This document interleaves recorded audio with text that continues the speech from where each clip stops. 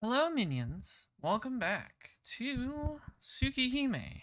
We are continuing with Akia's route, which has had a lot of Yumizuka in it so far, and not as much Akia. Though, then again, I only did read for a couple hours last week, so I'm sure we'll get into the meat of it today. The meat. The meat. I need my sounds. There we go.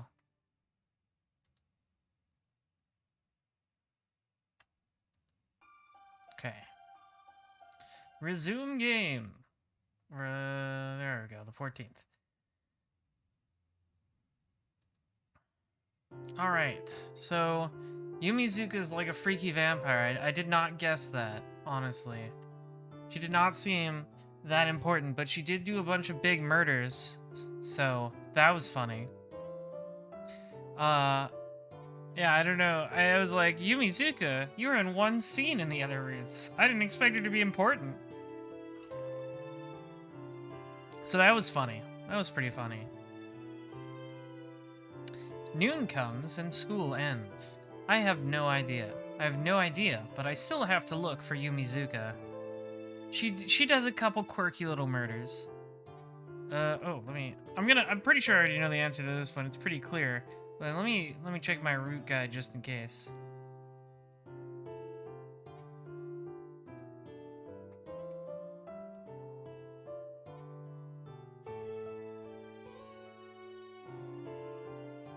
Okay, we're gonna go search for Yumizuka.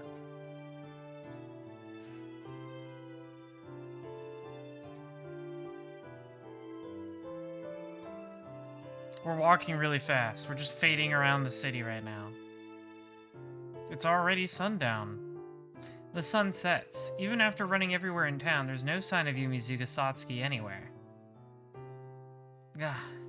I bite my lip angrily. Yeah, she spilled ketchup all over her hands. But it's not anger over not finding her. 2 days ago, I'm mad at myself for promising such a thing in the first place. Help me when I'm in a pinch, okay? Yumizuka said that, and I answered lightheartedly. I would help as much as I could. Such an irresponsible answer. There's really nothing I can do.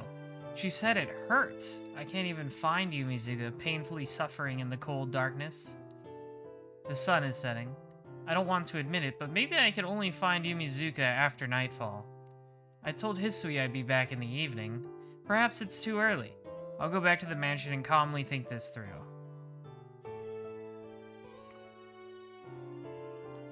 Welcome home, Shiki-sama. I'm back. Hisui, where's Akia? Akia-sama has remained at school for certain formalities. Since she shall be late, we are to have supper first. Question mark? Certain formalities, huh? Akia's school probably has lots of formalities, as it is a top-tier school for young ladies. I'll go wait in my room until supper time, and I'll head down when it's ready. Yes, please rest until I call you. I turned my back to the bowing Hisui and walked toward my room.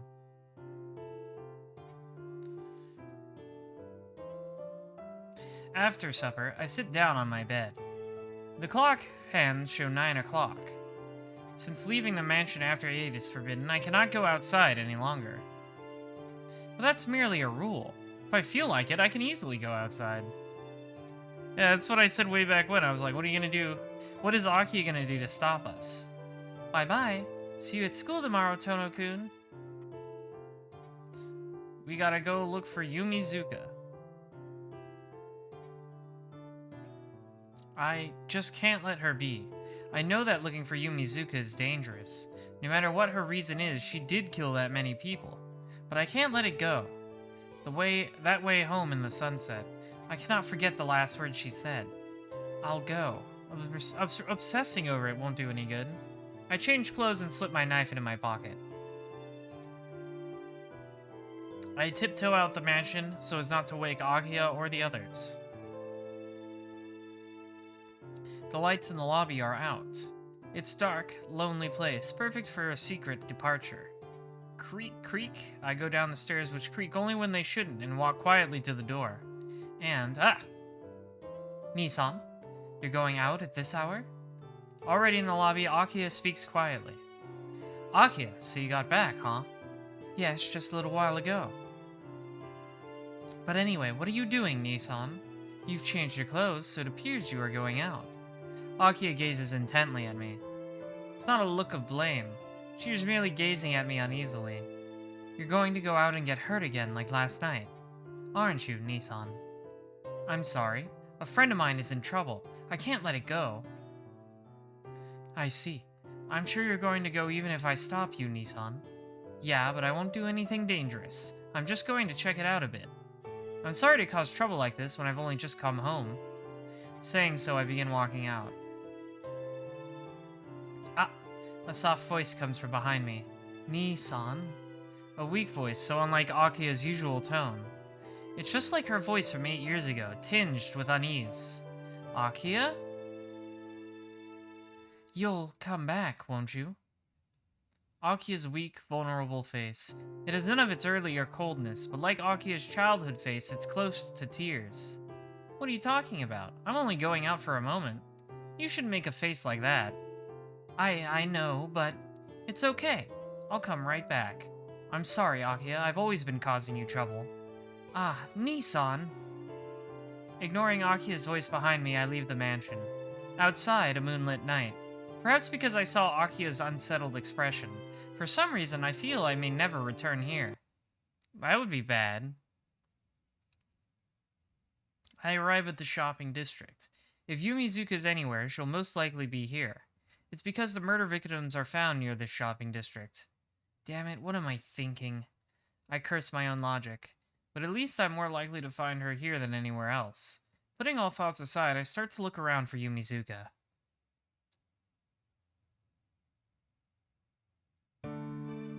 Ah, the spooky music. How long has it been? There's no sign of Yumizuka, not in the back alleys nor in the crowds. Huh. I rest my body, burning from all the running. It's almost midnight. It might be useless to keep looking around. Where has she gone? I start walking again. There's one place I haven't looked yet. I'll give up after my body really can't move anymore. Leaving the brightly lit main street behind, I arrive at the park. Because of the serial killings recently, there's not a soul to be seen around here. Even though I can't imagine Yumizuka being here, it's the only place left to look.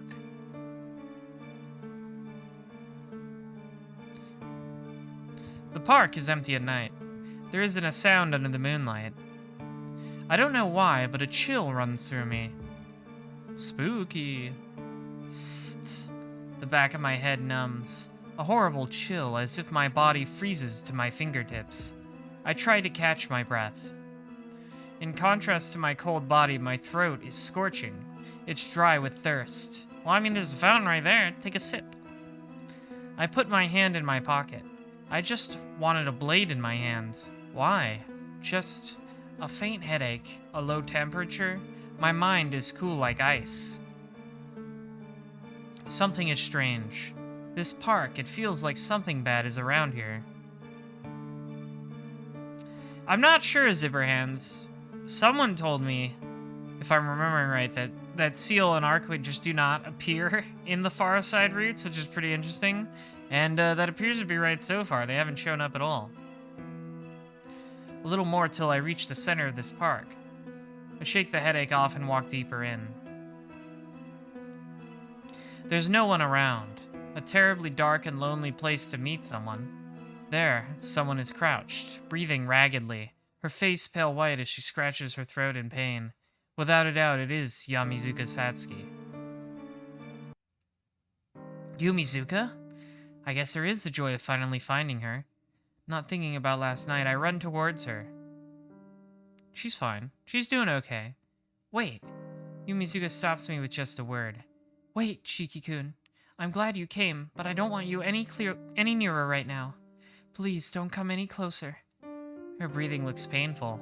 Her body convulses as she speaks, as if she's about to collapse any second now. Don't be stupid. I'm not going to leave someone looking as painful as you alone. She recovered. See, she's fine. No, I'm okay. You came, so I'm fine now. Forcing herself up, Yumizuka smiles at me. Seems like a show of bravado, but I can't approach her. I do at least understand that Yumizuka doesn't want me near her. What's going on, Yumizuka? Why haven't you been home? What was that about yesterday? Why that... That what? Damn it, I don't know. I really don't understand anything, Yumizuka. Really? You saw what happened yesterday? I told you, I killed those people, didn't I? She answers frankly. It's almost as if she's laughing at my feelings of denial. Then, the recent killings in town were all you're doing, Yumizuka? I don't like to say it, but that's the way it is, yeah? What the hell do you mean that's the way it is? It's just the way it is. I killed those people, and I'll keep on doing the same thing. I can't just lie about it, can I? Yumizuka, you... Please, stop calling me that. I'm calling you Shiki-kun, so it's only fair for you to call me by my first name, too. Chaos doesn't appear in Fireside either. Well, I mean, according to Yumizuka, it's not that his murder spree doesn't happen, it's that she's doing it instead. I mean, that's what she's saying anyway. It might be a lie, I don't know. What? I take a deep breath. Yumizuka is still like before. Even though she acts like she used to, she says some pretty scary things. When I think about it, I look foolish. I could never talk to you like this for all the years I watched you from afar. Yumizuka? I was always watching you, Shiki-kun. Even before I was saved in that warehouse, I was always watching you. I'm really a coward. I always just agreed with the people around me and smiled when it seemed right. Before I knew it, everyone was treating me like an idol. So school wasn't fun for me. But that changed after you talked to me in the second year of junior high, Shiki-kun. Huh? Nah, it's not something you'd remember. How could I put it? You were always natural, never showing off. Probably you didn't even think about what you said back then. What can I say? Just as Yumizuka says, I remember nothing. I don't know what I said to her, or even if I had talked to her back then. It's okay. Don't make a face like that. You were only hanging out with Inui-kun, so it was normal for you to ignore other classmates. But that was okay. I was happy just being in the same class as you, Shiki-kun. It was my goal to talk to you and let you call me Yumizuka-san. Now that I think about it, it was too small of a wish. She recalls nostalgically those ancient days, like she's remembering something that happened a long time ago. I was always watching you. I knew you'd never notice me, but I watched you anyway. Well, to be honest, I'm happy, but do you like me, Shiki-kun? How can I answer her right now? I like her, sure. To be honest, I don't know. But I can't just leave you alone. Wait, I clicked I like her, right? Yes, since I talked to Yumizuka 2 days ago, she has never left my mind. So that must mean, unlike your case, I don't feel like I've known you for years, but even though I knew it was dangerous, I still came here. I think I do like you. Oh, okay, I did choose the right one. This is a funny face she's making. I don't know, it just looks silly. Yumizuka looks at me, aghast. I stare back at her. No. She shakes her head. She seems about to burst into tears. I don't want that. Yumizuka-san? Because that just makes me look stupid. Still aghast, Yumizuka looks down as she murmurs. Yumizuka's body trembles. Breathing painfully, she falls to her knees. A choking sound. Squatting on the ground, Yumizuka coughs heavily and she spits out a lump of blood. Ooh, nasty. Yumizuka? This time, I do rush near her. Yumizuka, are you okay? Yumizuka? I put my hand on her heaving shoulder. There's a lot of Yumizuka in what's supposed to be Akia's read. You know what? I'm fine with that, because I don't like Akia. I feel a chill. Even through her clothes, I can feel the coldness of her body. Stupid, you're freezing. What are you doing out in the open on a night like this? Shiki-kun? Her voice is hollow as she says my name. Yumizuka collapses against me.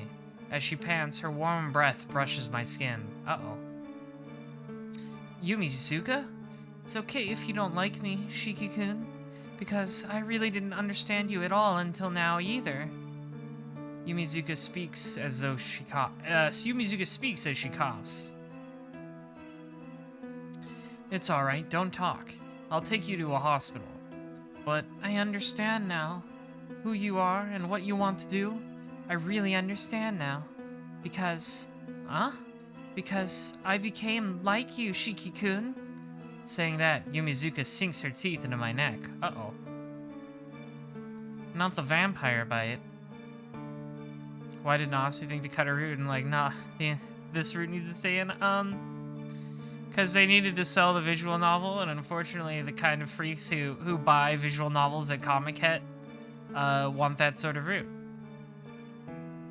Ah, fading. My consciousness is fading. Yumizuka's fangs dig into my neck. I'm being drained, as if all the life in my body is liquefied and sucked out. Without strength, there are no thoughts, so my consciousness is not fading. It is simply being destroyed. Ah! There are no thoughts. I know I'll die if I stay like this, but I can't even... All the same, from somewhere beyond my mind, my blood begins to boil. Yumizuka! Both my arms push her back out of pure reflex. Gross. She falls right on her behind. What are... I stand up, but I can't. I'm so exhausted I can barely even lift an arm. Yumizuka sits as if in a drunken stupor. Ah, I can't see her face clearly. Everything dims as my consciousness fades. I can't control my body either. All that exists is the pain in my neck. Blood gurgles forth. Yumizuka's teeth marks remain in my neck. And through those two deep holes, something black is being poured into my body. In my veins. Somewhere beyond my reach, the black thing violates my whole body. As a small piece of the black thing goes through my veins, my body burns inside. Ah! A pain as if my spine is about to be ripped out. Nasu likes that one. We've used this one a few times.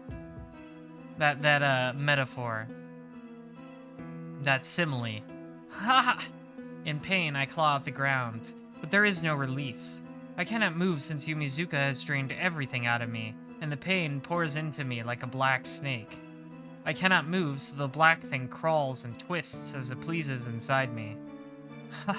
I clutch at the ground. With glazed eyes, Yumizuka looks at me. Yumizuka, what have you... It's okay, it only hurts at first. First it hurts, but when the blood mixes, it should die down. Don't worry, I won't kill you.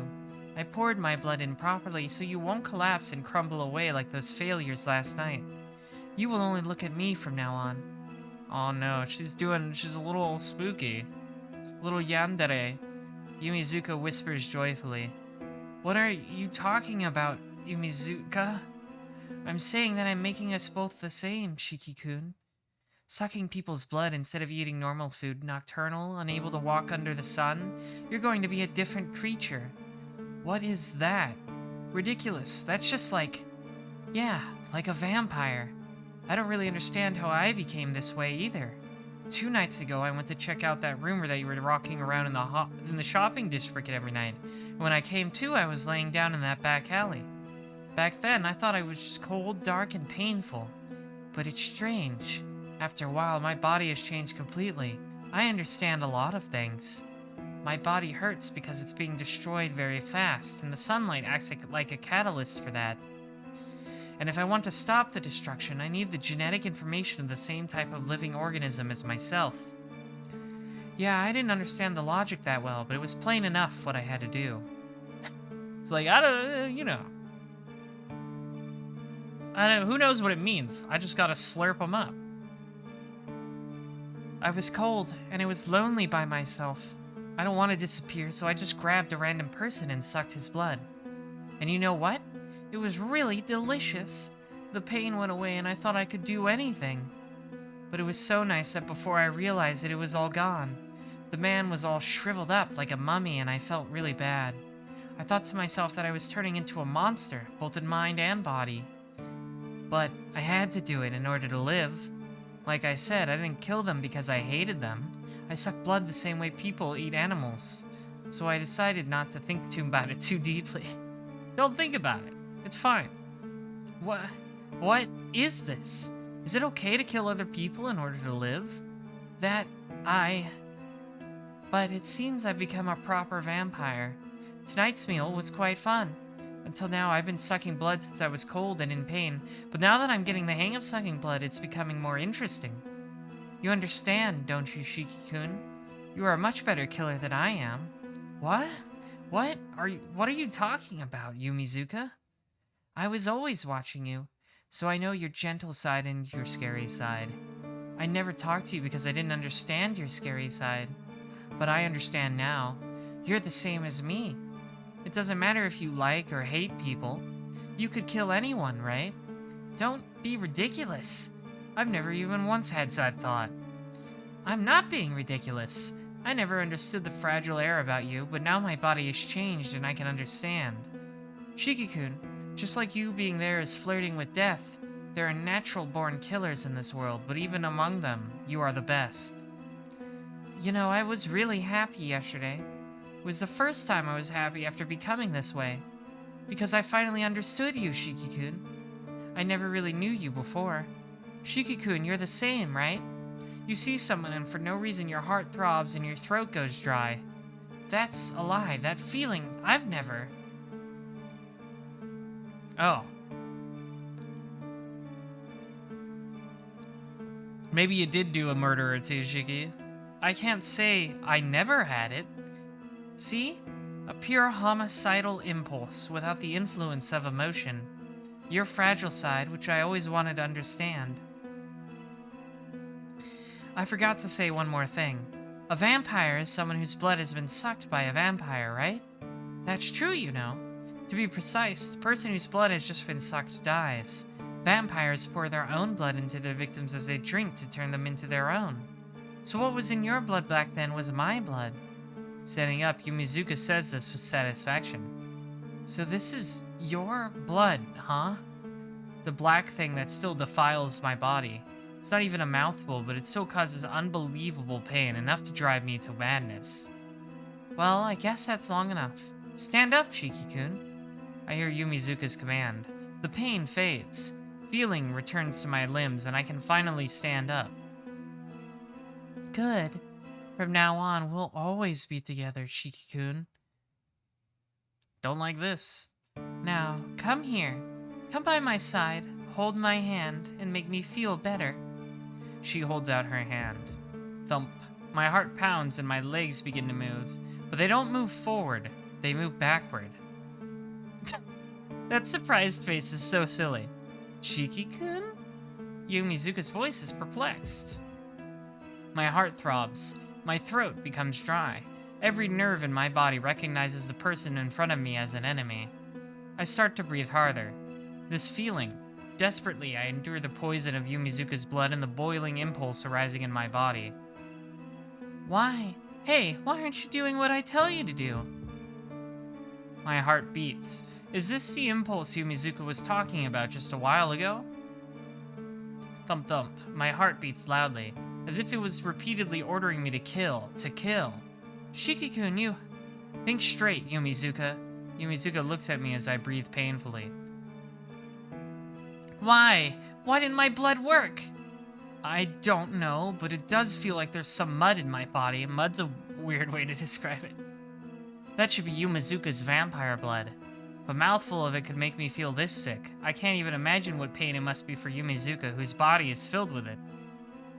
It hurts, she said. At last, I understand what she meant. Let's stop, Yumizuka-san. It doesn't help you to do this. You're sick. We have to get you to a hospital and return your body to the way it was. I don't want the girl who cares for me to be suffering anymore. But she glares at me with eyes filled with hate. My blood is definitely mixed with your blood, so you should already be a part of my body. Could it be someone else has control over you already? Like I said, I don't understand, Yumizuka. All I understand is you saying that it's dark, cold, and lonely. All I remember is your smiling face 2 days ago, telling me to help you whenever you're in a pinch. To be honest, I don't know what kind of creature a vampire is, but you have to kill and suck blood to live, and if you are still in pain, then I have to try and get you back to the way you were. Yumizuka, you said it hurts. Yeah, it still hurts even now. My blood vessels are still the same as they were when I was human, so just the flow of blood hurts. Delicate and weak as they burst easily. But if I drink a lot more human blood, my blood vessels will be just fine. You said it's painful. Yes, my heart is in pain. I have to take people's blood in order to live. I don't feel like it's a crime, but it hurts. I'm painfully afraid that the person I was is going to disappear. But I wouldn't be so scared if I'm not alone. You said it's cold. Yeah, I'm so cold, I feel like my fingers will freeze off. But I don't think it's bad. I just can't feel warmth anymore. You asked for help, desperately. I want help, but it's already too late. I can't go back to who I used to be. Yumizuka says, smiling just as she did back then. I think she's lost it a little bit, minions. I think she's a little cuckoo in the head. Why did you end up that way? Why? That's what I want to know.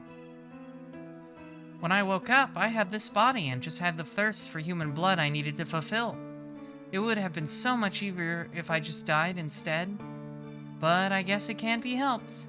Like people eat animals to live, I have to eat people too. What is that? What are you talking about? Why are you saying such things, Yumizuka? Unable to accept the facts, I just shout. Yumizuka is silent and only shakes her head. Why? Are you saying you can't laugh and walk normally and talk normally again like before? It was only 2 days ago. That's right. Oh, her eyes turned back to normal a little bit. Just 2 days ago, I was a creature on your side. It was like a dream. I understand now that I've lost it. Yes, it really was like a dream. I would give anything to go back. But it's impossible. I can't go back. I have to live on like this. Cold, painful, alone. Yumizuka looks down. Her cold body trembles. Help me, Shiki-kun. A faint voice escapes her throat. I'm scared.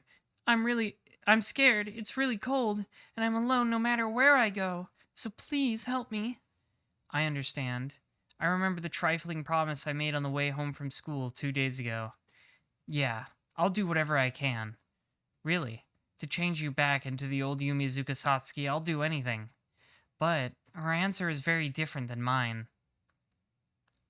Ah, oh, Shiki-kun, you're still thinking about turning me back? Honestly, you're so kind. It's a great contradiction for someone who loves to kill to be so gentle about everything else. Hi, Metsu. Yumizuka chuckles happily. I told you it's impossible. You can't help me like that, Shiki-kun. Then what should I do? There's nothing else I can do. I want to help you. There's nothing I can do. Oh. You want the Megane mode, Metsu. Okay. Ho ho! Wait, that's the wrong one. This is the one. There we go. I mean, I can do this too. You have to get in the robot, Metsu. Okay.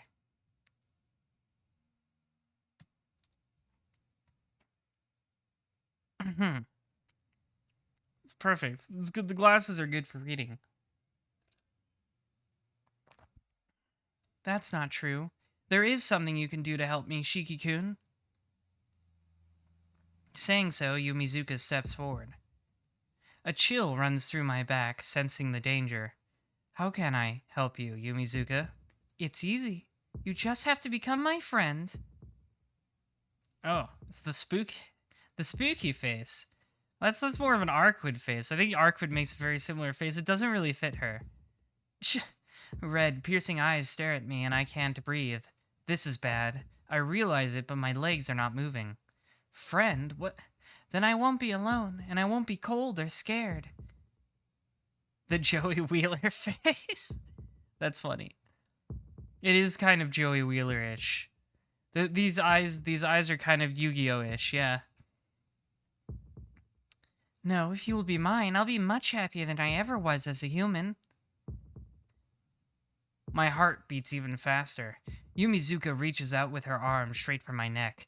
Her speed is like a bullet, but somehow I see it perfectly, or I felt like I saw it perfectly, and I drop to the ground. Gah! I twist my head desperately and throw myself to the ground.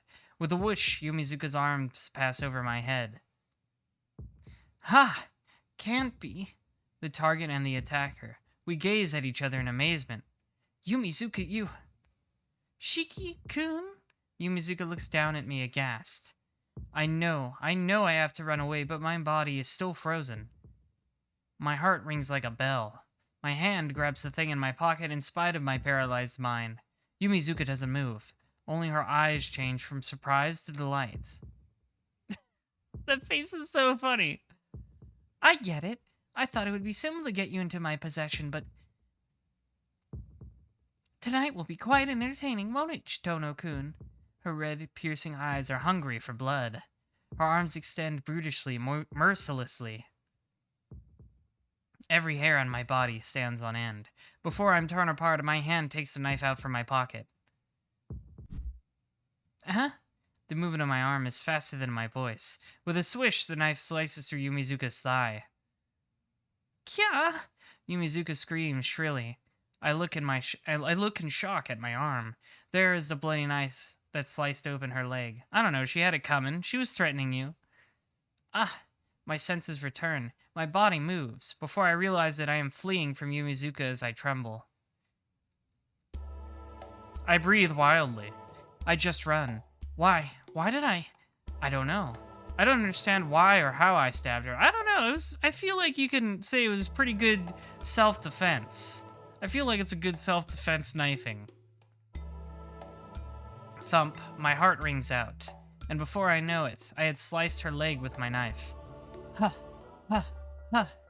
Yumizuka's blood flows over the knife. The feeling of tearing flesh remains in my arm. Why? Really, why did I do such a thing? I only wanted to help Yumizuka Satsuki. Yeah, I think Yumizuka's interesting. I didn't expect this from her. Like, I knew she was in Melty Blood, so I'm like, does she fight ever? Cause she's in one scene.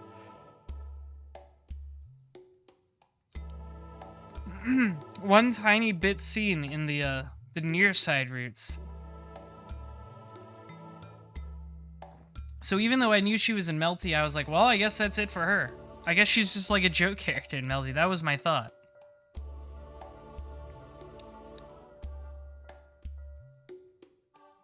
Somehow, remembering her face makes my heart beat louder.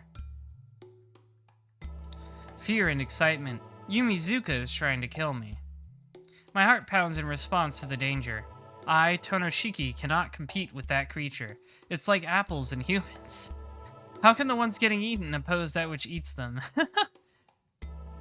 It's already like that. Just as Tonoshiki... Oh, 80s Hades. Thank you for following. I like your name because it rhymes. Welcome to the Rose Rabbit Army. We have plenty of good times. There you go. I was trying to figure out how to rhyme. I did it. Just as Tonoshiki eats a tomato with no opposition, for Yumizuka Satsuki, I am no different from a tomato. If she finds me, if she catches me, she'll kill me. So I am running away. That's fair. I run and feel that I'm still alive. I run through the night. For now, I just run. For what? That's clear. Because if I don't, I'll be caught. I feel the presence of Yumizuka Satsuki behind me. The presence, which felt like a needle before, gets larger and looms menacingly behind me. I'm just imagining her doing like that sprinter's run, like the Joseph Joestar run behind him. I'm gonna get you. I run to escape. But who am I running from? This bitch. It was a beautiful smile. The smiling face of Yumizuka Satsuki remembering her days at junior high school was truly gentle. Shit! Such a thing. How could such a thing happen? Yumizuka became a monster which kills people and drinks their blood. Suddenly, something hits my back and I'm knocked to the ground. Ugh! Since I fell over running, my body is covered with scrapes. But my back hurts far more right now. With the impact on my back like that from a weapon, breathing becomes impossible. What? I start to say it, but the words vanish. Something falls onto the ground next to me. The thing that just smashed into me is rolling. Person. It was some guy, arms and legs twisted. Ah!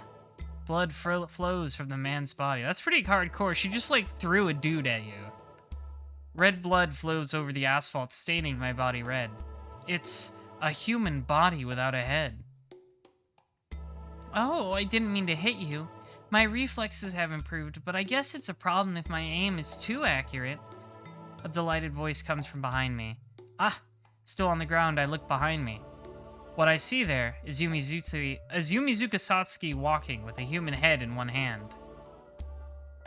I'm sorry, Shiki-kun. It hurt, right? I just tried to surprise you by throwing it ahead of you. As she apologizes, Yumizuka tosses the severed head away. Yumizuka, what was that? Oh, this? I ran into him while I was running after you. He was being a little noisy, so I ripped off his mouth. I tasted a little of his blood, but drunk people's blood tastes so nasty. Shiki-kun, you should only choose young and healthy bodies, too.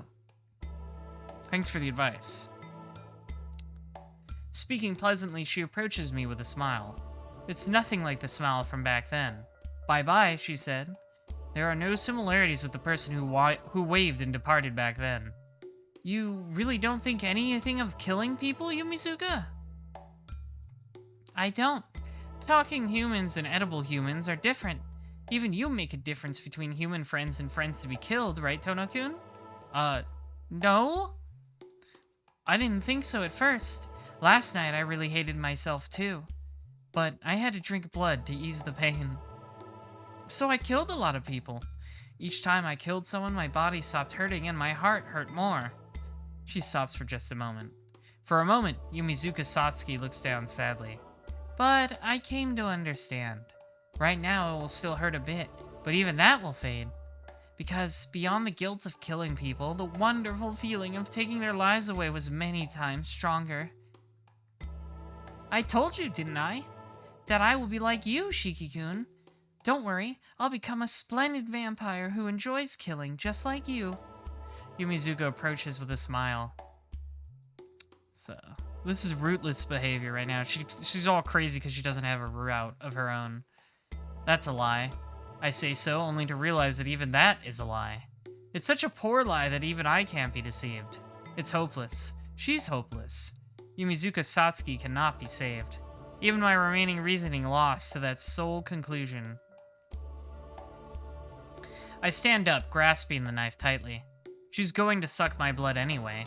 I don't plan on losing my life and becoming one of those vampires. So, there was only one thing to do from the beginning. Yumizuka, I can't save you. That's not true. If you just cooperate, we'll be happy together. No, that's a twisted happiness, Yumizuka. But I made a promise, so I have to help you in some other way. Saying so, I take off my glasses. An ache floods my head. For the first time, I accept this vision in order to kill someone. I see. Well, I'm glad you're motivated, Shiki-kun, but it's too late. This race is already over. Now I'm motivated. What? What just happened? In an instant, Yumizuka disappears. I see her face beside me, and at that moment, something slams into my side. Oh, she did like a flash step.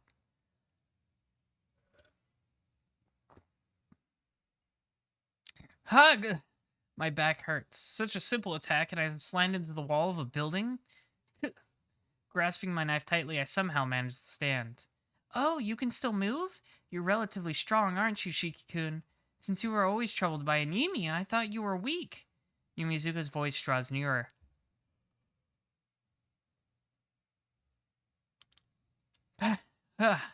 Breathing. My breathing is rough. What is this? I made a serious mistake. It's useless to expect anything from that knife. To me, you look as if you're stopped. Even if you had a gun, it would be useless. Her laughing voice is full of amusement. That's the mistake. I can see the lines on which things break, but I'm just a human who can see that. My opponent is many times faster than me, like Yumizuka. I can't even touch those lines.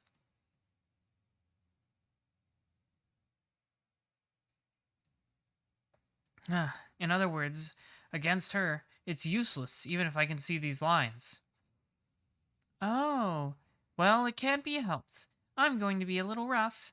Don't worry, if your head and heart are intact, I can do something. Oh, that's bad. With a crash, everything becomes black. Yumizuka's hand grabbed my arm and threw me like that. Like a soccer ball, I was thrown and I fall to the ground on my back. Ah! I can't even see. My body is in such pain I can't see anything. Hey now, you shouldn't have sleeping there, Shiki-kun.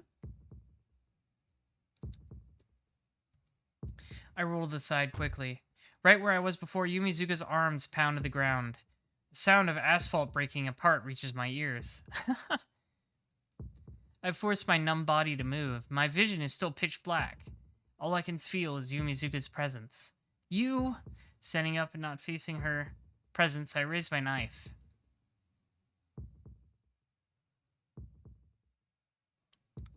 I said it was useless. Why can't you just accept it calmly, Shiki-kun? Her presence nears. Thump, the sound of my heartbeat. It might be because I can't see anything. This time I easily slip through her grasp. No way. Yumizuka's surprised voice. I know her back is facing me, but since I can't see her, I can't do anything. From there, a hostile, killing presence grows stronger. Why, you... I said don't move! Her voice. Impending death. I blindly swing my knife to meet them. Kya! The sound of rending flesh. I just sliced her arm. Yumizuka, are you okay? Saying so, I hate how stupid I am. Why am I worrying over someone trying to kill me? You're a real warrior, Shiki.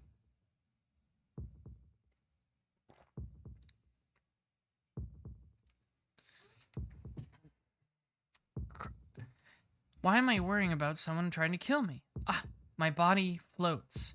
I'm hit from the front and fly through the air. Ah, my vision returns.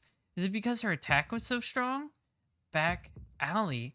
It seems like I flew all the way to the back alley wall. Feel the hard wall against my back.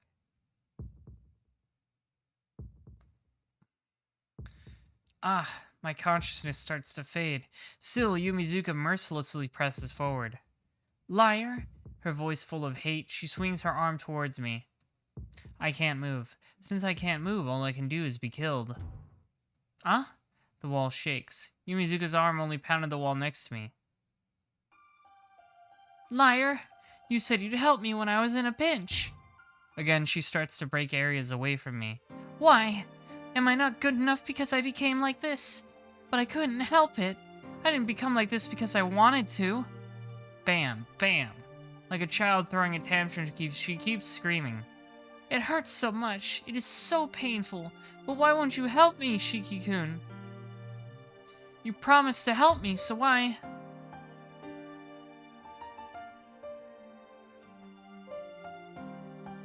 Bam, bam. Her forlorn, anguished voice. In this situation where she could kill me at any time, for some reason my fear of impending death starts to fade away. Shiki-kun, if you could be by my side, I could bear even this pain.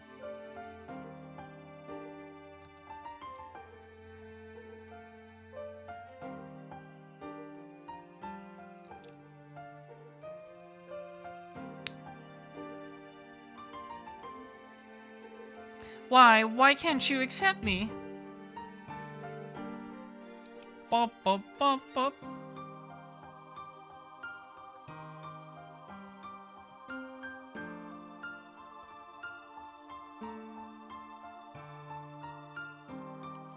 How foolish.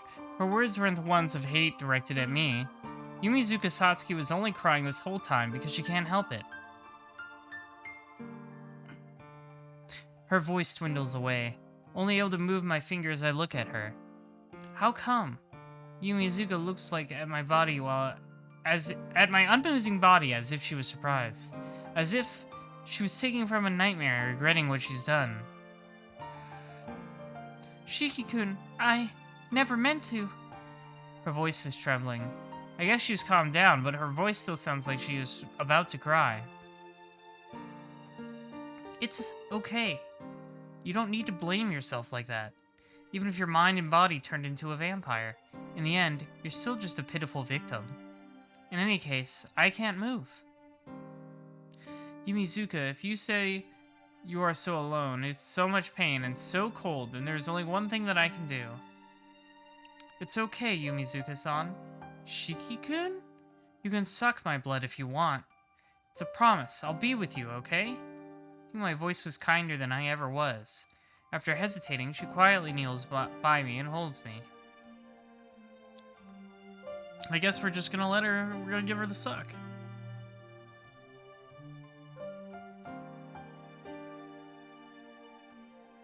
Let her have the suck. Is it really okay? Her voice is mingled with hesitation and happiness. What? You came after me because you wanted to do that, right? Are you hesitating now, Yumizuka-san?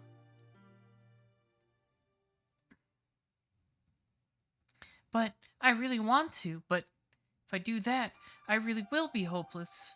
The last line barely escapes her lips. How ironic. Certainly she has become a vampire. Yet in her most important part, a human heart remains. Because her heart remains, Yumizuka Satsuki will still feels pain over and over being a vampire. Human form. Being human, sorry. My reading ability is going down the drain.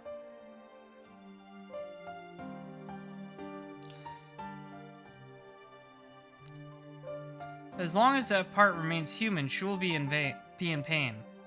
It hurts, doesn't it? So it's okay. I can't help you. So shouldn't we just do things your way? Shiki-kun. She nods.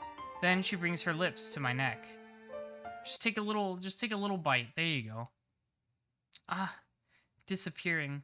The remaining heat in my body fades away quickly. Quiet. Such a quiet death. I don't have any power to break free. The lines in my visual vision begin to disappear soon, too.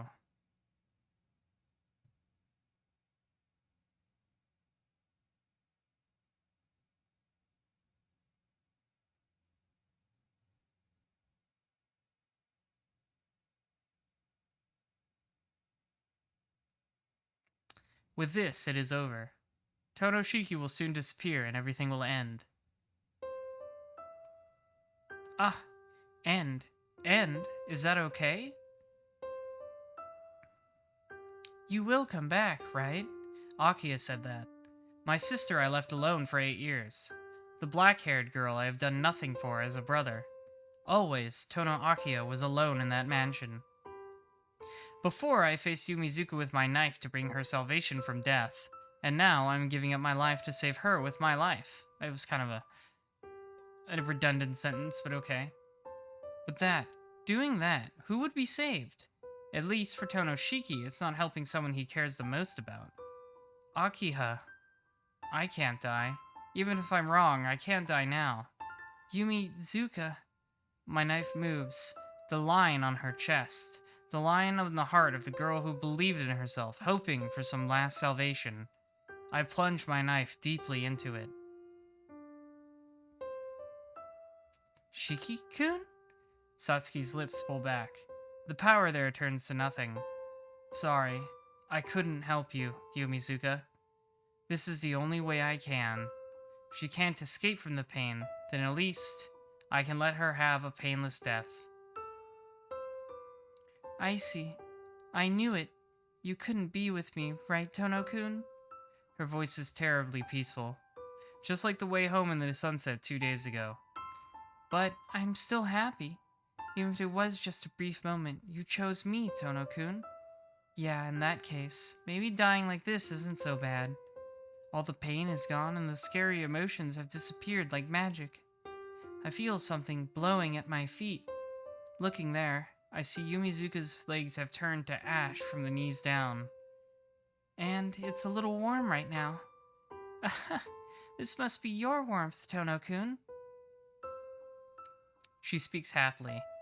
This pure regret, it's so much I want to die. I prepared myself. I prepared myself when I betrayed her for whatever hateful words she might say. So why? Why this peaceful, happy voice? She doesn't even blame me at all. Sorry, I was powerless. I'm the lowest. Oh, that's Shiki talking.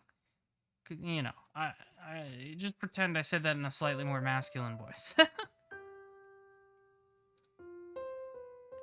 Inside my brain, my vision wavers. Tono-kun, you are crying. You really are kind. After I did these horrible things, you still cry for me. Yeah, that's what I like the most about you. I watched you since middle school, Tono-kun, so I always knew what side that's about that side of you no one else did. Her proud voice and the sensation of something drifting away on the wind. Her lower body doesn't exist anymore. I wanted to talk with you more, Tono-kun. Normally, just as classmates, to talk more. That's why I really don't want to die now. I can't say anything. I don't have any words for her. At the very end, she leans her head against my forehead. But this is for sure the best way. So don't cry, Tono-kun. You did the right thing. The sensation of the knife gets lighter. Satsuki's body doesn't have a heart anymore. It seems like I won't be able to talk anymore. Well, my house is this way, so this is goodbye then. Yumi, Zuka! Yeah, bye-bye, Tono-kun. Thank you, and sorry. Whoosh. Like ash scattered by the wind, Yumizuka Satsuki completely disappears before my eyes. This is what routeless behavior looks like. Her figure disappeared like it was just a mirage. All that remains is this dizziness. I killed her. I wanted to save her. I even said I would save her, but in the end, I killed her to save myself. But still, it would have been okay for her to call me a liar at the very end. If she did that, I really could have turned into a bad person, so why? Thank you. Sorry. She didn't have to thank me. There was no reason to apologize. I killed you. But still, she thanked me. That's why. I really did want to save her.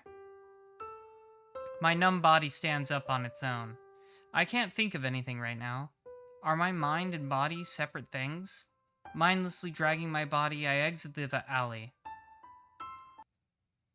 Well, rip to her, I guess. That was short. That was a short character shelf life. The door opens with a creak. Covered in wounds, I finally make it back to the mansion. Hi, Akia. Akia is in the lobby.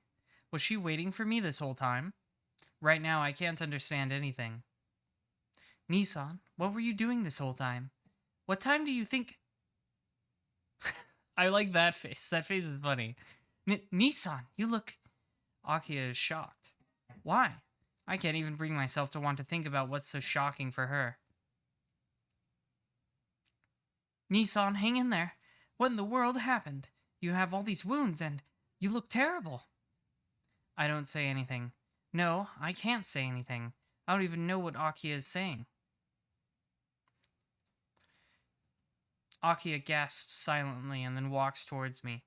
Anyway, I will have to treat you. Nissan, can you walk? Yeah, I'm alive so I can walk. I will treat your wounds, so please come back to the sitting room. And take a bath. That will be impossible, so I'll have to wipe you with warm water. Akia disappears with quick footsteps.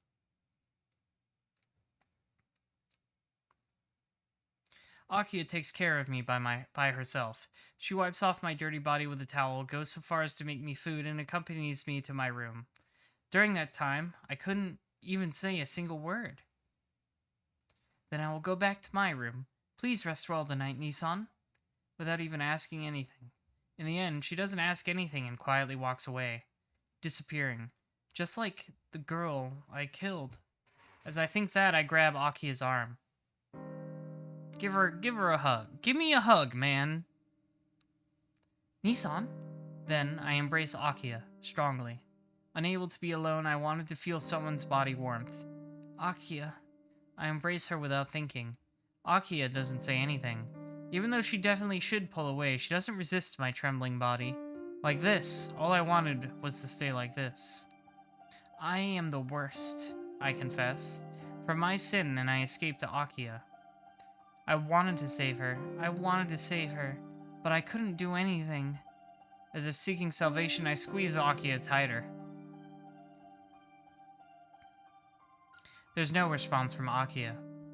As if repelled by my weakness, Akiya pulls away.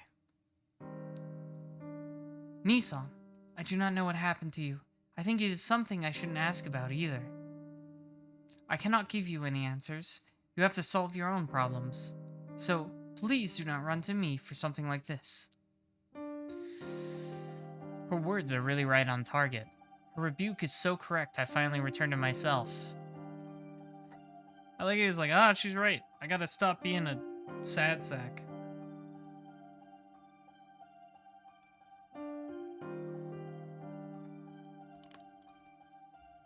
Sorry. Just forget about it, please. Akiya walks to the door without answering. She tried to leave, but she suddenly stops. I will not ask what happened. But when you left, I was very frightened. I felt like you would not return. Like 8 years ago, I had the same premonition. But you did come back, Nissan. You said you were unable to save someone, but at least you were able to save me from that premonition. So, welcome back, Nissan. Just your return has made me so happy, so please keep that in mind. Saying that embarrassedly, she gives a quick bow. Akiya? That is all I have to say. I will be very clear so my slow Nissan can understand. I'm saying, please don't leave your cute little sister alone again. Ha ha ha. I see, I get it. But cute. It's not right to say such things about yourself, Akiya. I finally manage a response, but with just that, Akiya gives a boastful smile. Yes, then I will see you tomorrow. Sweet dreams, tomorrow will be a new day. I don't allow you to be looking like that tomorrow. What did she mean by this? Akiya leaves. I, looking at my body covered in wounds, fall in my bed. Deep. As if I'm saying goodbye to something, I let out a deep sigh. Sorry, Yumizuka. I decided I shouldn't be full of regret after all.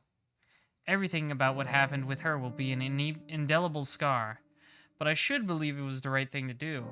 I know it is a sin, and I will have to accept my punishment someday, but I can't have regret for being alive right now. I'm back, Akiya. I mumble aloud my heartfelt thanks. My mind starts to drift. Dolifto. My exhausted mind and body swiftly approach sleep. In that instant, I thought, it's good for me to be alive. At the very least, I have a home to return to. And waiting for me there is my precious family.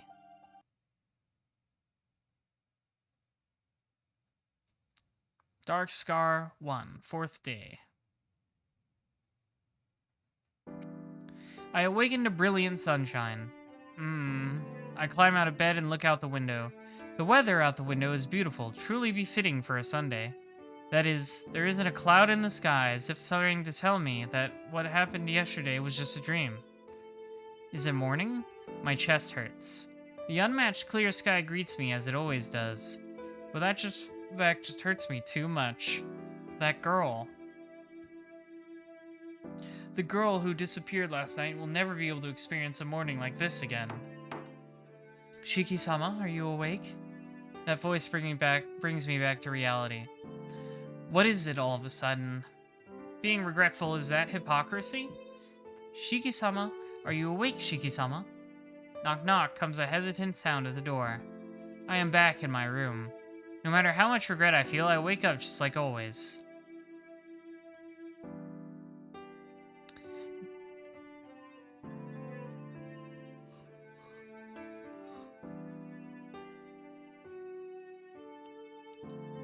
As long as I live, I can't escape from reality. Does Shiki still have the vampire goop in him? I don't know.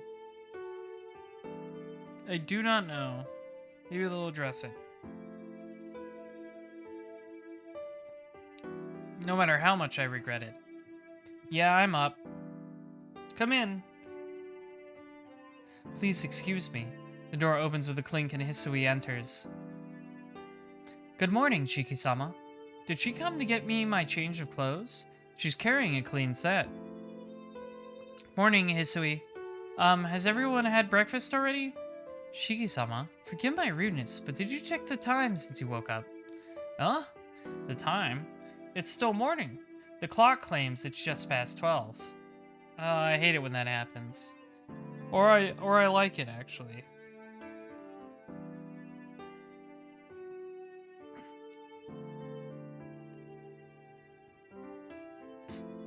What? Why does this clock say it's noon already?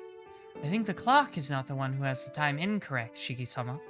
I came to wake you many times this morning, but you did not open your eyes even once.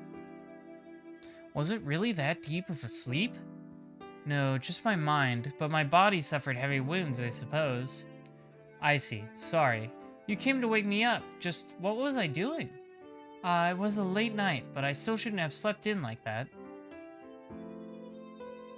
No, you do not have school today, so sleeping in was an option, but Shiki-sama, you intended to go out again tonight? No, not at all. More importantly, I wonder how Akiya is. I think she was up late last night, too. Akiya-sama woke up at her usual time this morning. Hisui looks like she wants to say something more, but she answers my question.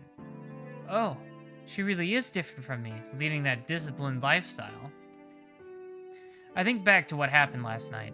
While I was still in a dazed stupor over what happened with Yumizuka, Akiya took care of me without asking any questions. After that, it's a little embarrassing, so I don't want to remember it. Hisui, is Akiya still there? She's an awfully busy person, so does she have a routine on her day off? Yes, she does have plans during her day off, but today she is still in the mansion. She has plans, but she's still here?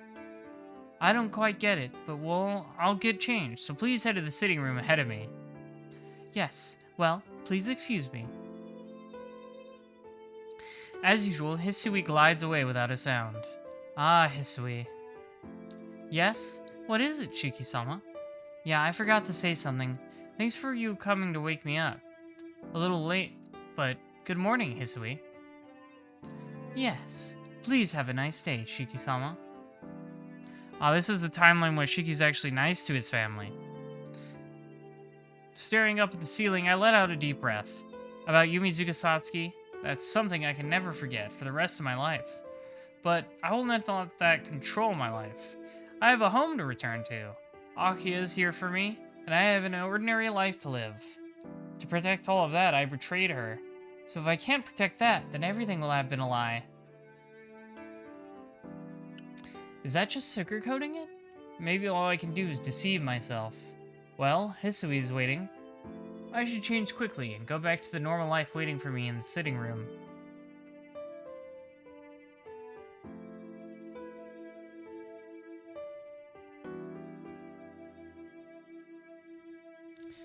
In the sitting room, Akiya is on the sofa, Kohaku-san is keeping her company, and Hisui is standing by the wall.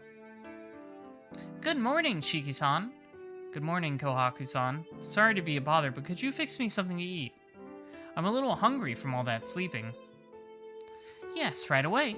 I'll get it ready, so please wait a little bit. Fine, I guess I'll be patient. Kohaku-san quickly patters away towards the dining room. That leaves Akiya and Hisui, who is standing wordlessly like a statue. Yo, Akiya. Good morning. Oh, I think she's mad at you. Akiya just looks at me with a dissatisfied look on her face and doesn't return my greeting. I knew she'd be upset about last night. I knew I deserve it since I embraced her like that last night. Akiya, last night was, Nissan, sleeping in this late, just what were you thinking?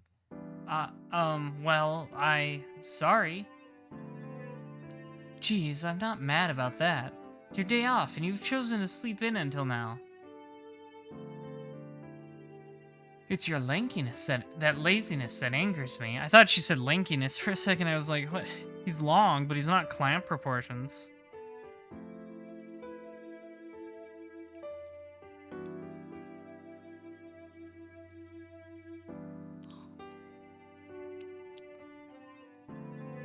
With a humph, Akiya angrily turns her face away. Well, it may just be my imagination, but peevishly is a better word than angrily. Well, I couldn't help it. I got in late last night and my body was just tired. You brought that on yourself. No matter what the circumstances, please obey the rules of this house. I hate to admit it, but since you went to sleep the same time I did and still woke up early, I still really can't counter her argument.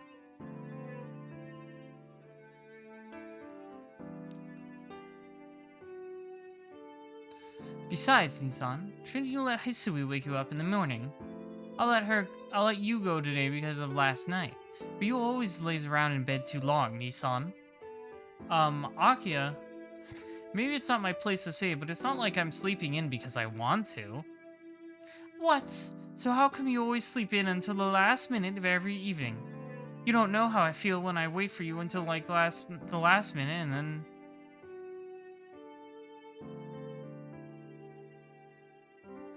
Akia-sama.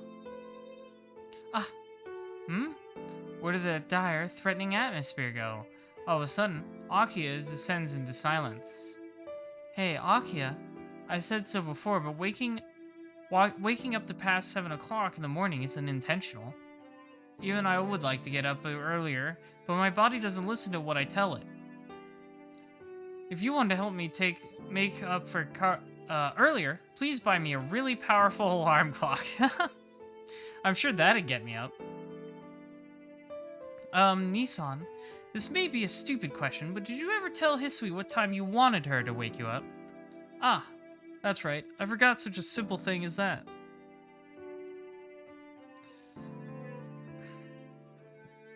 Oh yeah, Hisui comes every morning to wake me, so it's alright for her to do that. So, Hisui, could you please wake me up at 6:30 every morning? It would really help me out. I swing around to face Hisui. She stares right back at me. I refuse. Huh? Forgive me, but I refuse to wake you up, Chiki-sama. Well, I don't know what to say. The shock put my brain on hold. Looking at the situation, Akia is also gasping at Hisui in surprise. What? Hisui, why can't you wake up Nissan?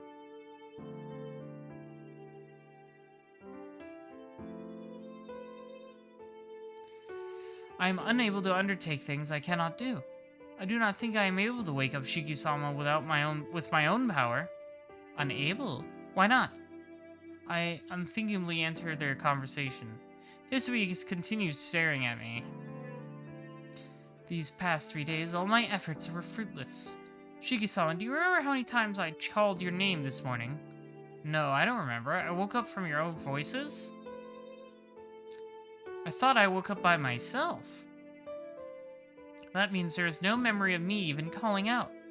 Akia-sama, that is the situation. Oh, I see, Akia says, and she looks over at me teasingly. How do I say this? It would seem my standing here has just been lowered quite a bit.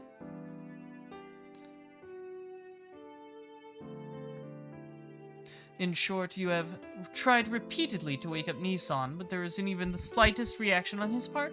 That's how it is, Hisui? Hisui nods silently. I nod silently as well. I see. The truth is, Hisui has already been trying to wake me up early in the morning.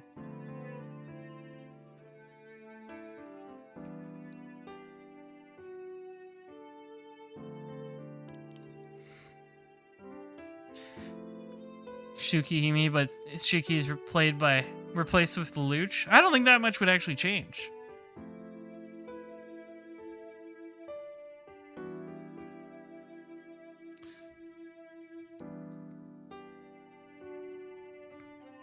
I don't want to say it myself, but I must be really good at sleeping in. Me too. Nissan, why are you looking so proud of yourself? Nothing. I was just surprised by how daunting it is to wake me. I understand. Hisui, just like before, please try and wake up Nissan as much as you can. Hisui nods in assent. Seems like the conversation is finished. In the end, it may be just me waking up whenever I feel like it again. Hey, by the way, Hisui. Yes, what is it? Does Nissan really not wake up? Even if you call his name, he doesn't respond? Yes. Shiki-sama's sleep is very quiet, and he sleeps like a statue. Like a statue? What? Oh, Nissan has such a great sleeping posture, huh? No, that is not it. How do I say it? Shiki-sama is like a completely different person when he sleeps. I've never seen such a peaceful sleeping face before, so when I first saw him, I thought that he had passed away. So it is not quite that he is hard to awaken, but it seems that it seems very rude to do so, so I cannot help but be very gentle. When Shiki-sama is about to wake up by himself, warmth returns to his white face, and I know he will wake up soon, but... Looking down, Hisui talks about how I look when I am asleep.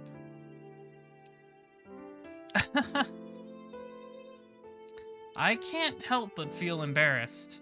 Come to think of it, a sleeping person is completely defenseless, and after listening to that explanation, I flushed and red as if she had said this she saw me naked. Hisui descends into silence, and Akiya is obviously trying not to take a look in my direction. The air has become a little heavy. Thanks for waiting. Shiki-san, breakfast is ready. A bright voice saves the situation. Thanks. Well, I'll eat up. Please take your time earlier. Eating. Turning my back to Kohaku-san's smile, I head to the dining room alone.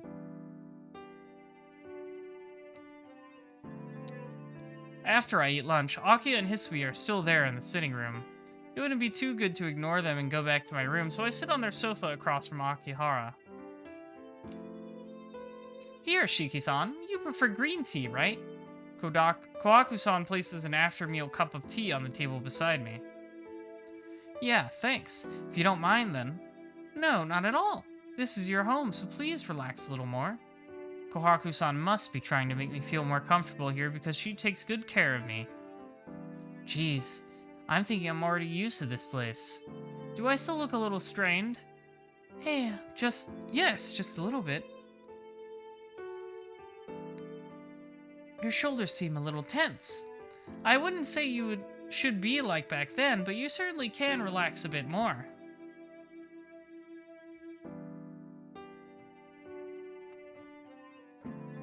Sorry, I had to do a little stretch.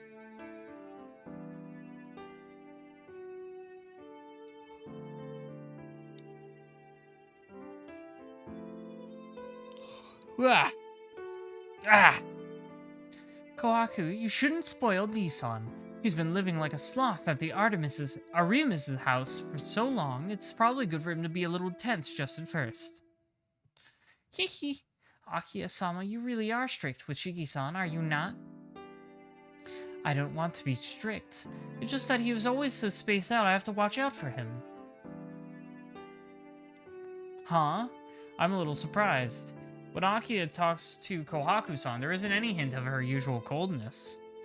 Maybe it's because they're so close in age, but they seem to be really good friends. Yes, they're just good friends. I glance over at Hisui. Since Akiya dismissed all of the other servants except for Hisui and Kohaku-san, I think Hisui must be trusted by Akiya as well. But since Kohaku-san is her complete opposite in personality, I have a feeling that there isn't much to talk about between Hisui and Akiya.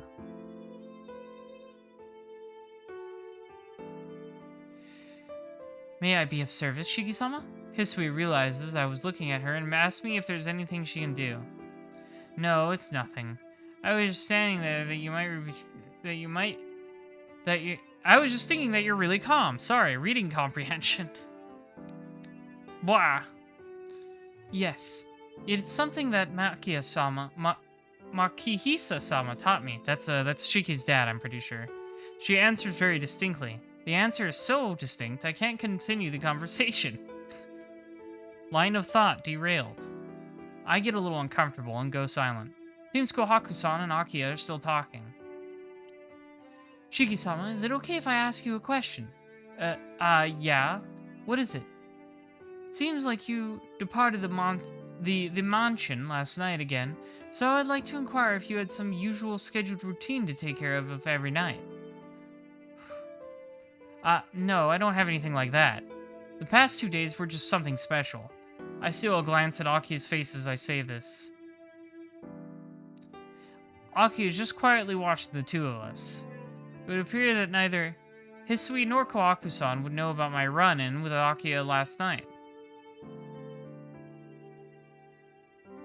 It's alright, Hisui. I won't go out late at night anymore. Besides, I'm not a kid anymore. So it's not like there's any danger in going out at night. You say that, but Shiki-sama, you are the eldest son of the Tono family. Please refrain from doing anything careless. You're the last of your bloodline, Shiki.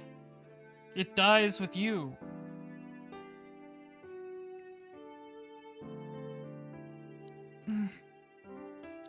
Yes, just as Hisui-chan says. Your personal physician told me that you should not strain yourself. Besides, you have anemia. That's true, but it has nothing to do with going out late at night. I can't walk by myself. I shouldn't be going to school either, right? Well, yes, but during the day it is bright outside and people could help you, right? But at midnight it's so different. There's been all these vampires murders recently, so if you go outside and I suppose... And collapse, what do you think will happen? Ah.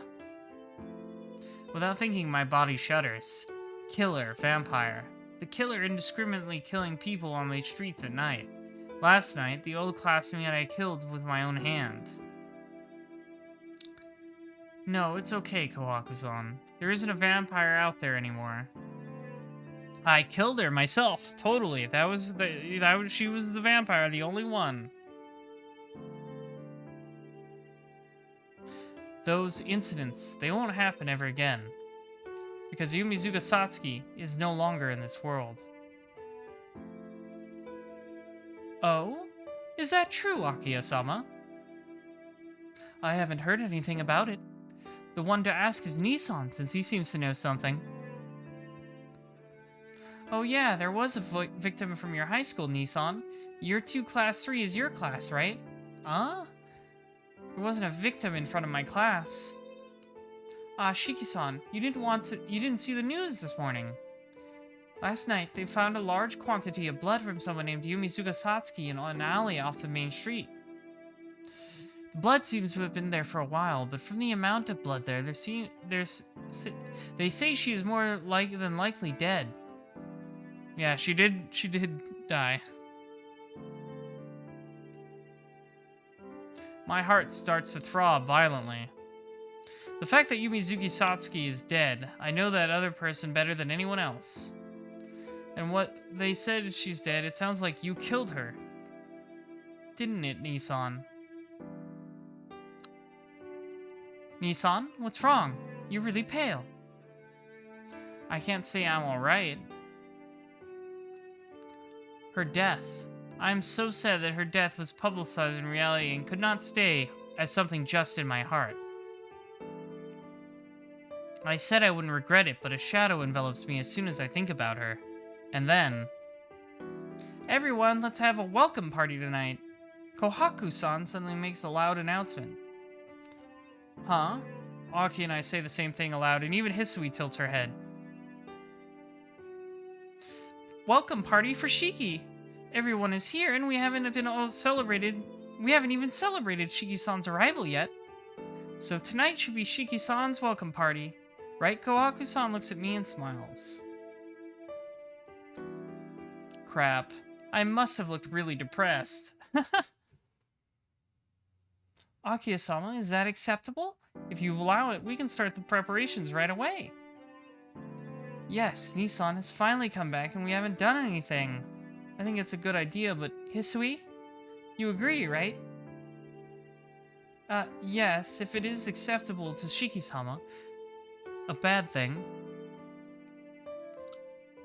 Oh, I do not think it will be a bad thing. Sorry, the text kind of blends in on the background in this one a little bit. The three of them turn to stare at me. Of course I agree. Yeah, I've decided not to have any regrets, and I don't want Kohaku-san to worry about me. I'm in favor. I'm not about to turn away my own welcome party, am I? It's decided. Well then, I'll prepare the food. Hisui-chan, can you take care of my work for today? That will be fine. Sweeping the lobby and the east building. Well then, I shall... What should I do, Kohaku? Akiya-sama and Shiki-san should rest in their rooms. I'll prepare early dinner to make it time for the party. So if you have anything you need to do, please try and be done by then, okay? Kohaku-san goes back into the kitchen, Hisui out to the courtyard.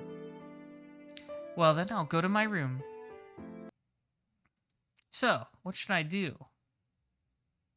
I guess if I tried to help Hisui, I'd just get in the way. Since Aki is actually home for a change, I guess I'll pass the time talking to her. Okay, I just need a quick break. I'll be right back in a minute. I just need to BRB. Just 1 minute.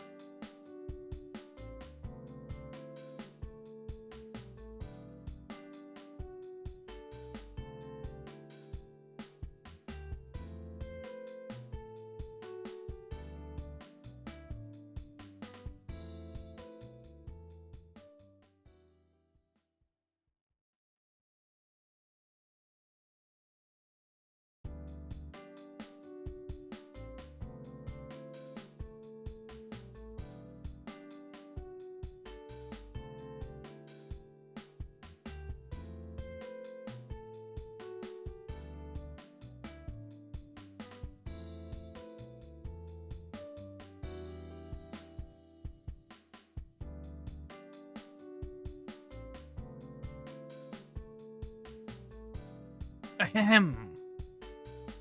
Mm-hmm. Mm-hmm, mm-hmm.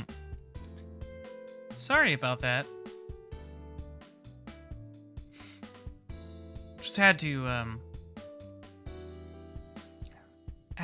refill my water. My throat was getting a little parched, and I know you want to hear my beautiful voice in crystal clear clarity. It's kind of a repetition. I could have just said crystal clear, but whatever.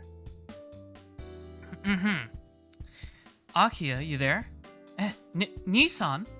Hurried sounds can be heard from within. I just wanted to talk for a bit, if that's okay. Yes, please, come in. Oh wait, hang on. I forgot to remove the text. Whoopsie, there we go.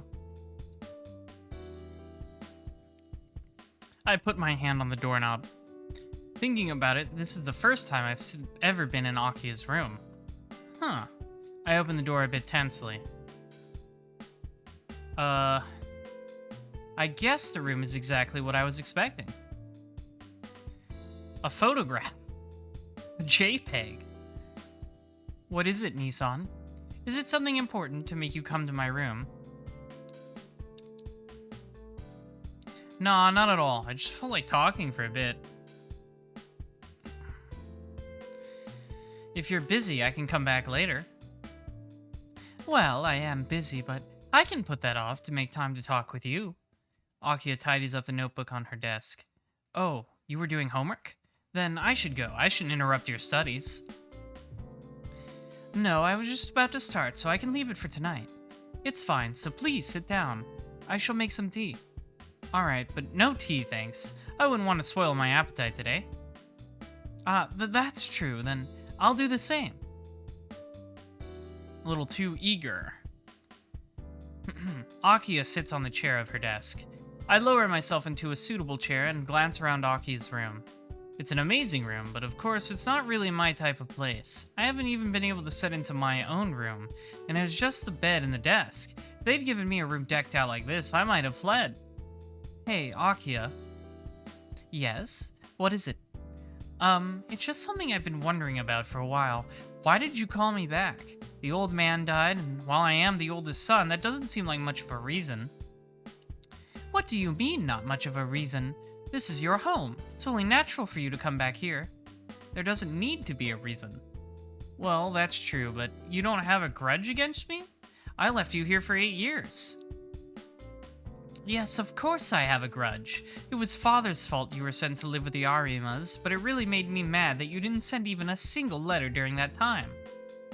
No, that was what? Come on, Nissan, what is it? You came in here to remind me of things I almost forgot.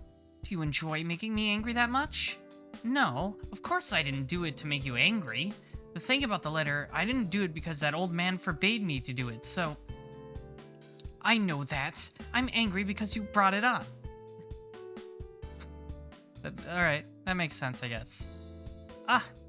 I'm sorry. I just wondered. I shouldn't have mentioned it. Indeed. Please don't talk about such trifling matters. With a sound of annoyance, Akia looks away. Really, what am I doing? After I took the trouble to come and talk with Akia, why am I talking about such unimportant things? Well, I guess it's like you to carry such small matters forever. Kawaku said so too, right? This is your home. You should be more relaxed. Yeah, I think I'll get used to it gradually. But what? Well, no, it's just there's no nostalgia. I remember life in the mansion, but I'm confused because none of this matches my memories. Well, I guess I've been away for 8 years, so it's natural. What's with that expression? Like I said, I don't have anything against the mansion. Don't worry, I don't want to leave or anything. Yeah, I'm glad, but... Akia looks away for some reason. I wonder why. I wonder. Nissan, I have a question I forgot to ask too. It's about the injury from your accident 8 years ago. Injury from the accident? You mean the wound in my chest? Yes. Kohaku said it hasn't completely healed yet, but does it still trouble you? I don't know. The actual wound itself healed ages ago, but there's some unstable organs that got damaged. I think that would be quite troubling. Like your organs are just failing all the time? I heard that some of those would heal in time, but some would stay unstable. I guess my incessant anemia is the result of that, in addition to some emotional damage from the accident. He's such a sensitive guy, Shiki. You're still a man if you admit you're emotionally damaged, minions. Remember that. Does it, hurt, Nissan? Akiya murmurs a question, looking away. Nah, it doesn't hurt anymore. I just feel a little dizzy when I wake up. No worse than that. Well, perhaps it hurts occasionally in the dead of winter. The dizziness has faded lately, and I'm sure the anemia will go away in a few years. Anyway, it's nothing to worry about. There are people out there with worse wounds they won't recover from for 20 years, so my wound's nothing in comparison. Shiki hitting her with the old, there's children starving in Africa bit. Akiya says nothing, still looking away. Damn, the atmosphere has become heavy again. Akiya is completely motionless. Question mark? Somehow, it seems natural. Hey Akiya! Nissan? Akiya looks up. She lacks all vitality, as if she was passed out until now. What's wrong? Do you feel bad? If you do, you should lie down. I'll go back to my room. No, that's not it. I was just listening to you. I was remembering about the past. Akiya's body shakes. She almost falls off her chair, but she remains in it somehow. She takes a halting breath. Oh, that's a new spread. I haven't seen that one. Akiya, you're really acting strangely. You should lie down. No, it's alright. It's not as bad as yours, but I get easily dizzy too. I was just thinking about the accident 8 years ago. Your wound was so deep and there was so much blood coming out of it. That's why I felt so bad. I see. If that's so, but don't push yourself. If you feel bad, please tell me. Of course. I would do that without being told. It's alright. Unlike yours, my dizziness is purely mental. Akiya answers me clearly, completely recovered. It's almost time, isn't it? Kohaku will call us soon, so you should go back to your room. 5 o'clock already? Well, I'll go back to my room, but Akiya, don't push yourself. It doesn't do any good not to speak up when you're suffering. Oh? It's not like you to be so concerned about me, Nissan. Maybe I should do so once in a while. Dummy, it's just an occasional thing. I'll see you later. I open the door. Akiya's room is deep in the east wing, a good 50 meters from my room deep in the west wing. Nissan. What is it? Did you forget something? No, it's not that, but... Akiya falls silent, unable to find the right words. The eyes gazing at me. I'm sorry, it's nothing. Seems like they are apologizing to me. I'll see you in the dining room later. I won't get angry whatever you do today, so don't worry. That's a relief. Since Kohaku-san cooked us a feast, I was hoping we might be able to forget about table manners today. With that, I leave Akiya's room. Shiki's definitely the kind of guy who has no idea what a soup spoon is. Just one spoon. Well then, a toast to Shiki-san's homecoming. Everyone, please take whatever you would like to drink. Kohaku lines up drinks in front of us with a full smile, entirely free of malice. Most of the drinks didn't happen to be juice or anything like that, but proper alcoholic beverages. Akiya? What is it, Nissan? There's a gurgling as Akiya fills her glass with a tawny liquid. Then it adds a little orange juice. That wouldn't be whiskey, would it? It would. Is there something wrong? It would. Akiya? Aren't we all too young to be drinking? This is your welcoming party. We have to have alcohol, don't we? Or, Nissan, you're weak when it comes to alcohol?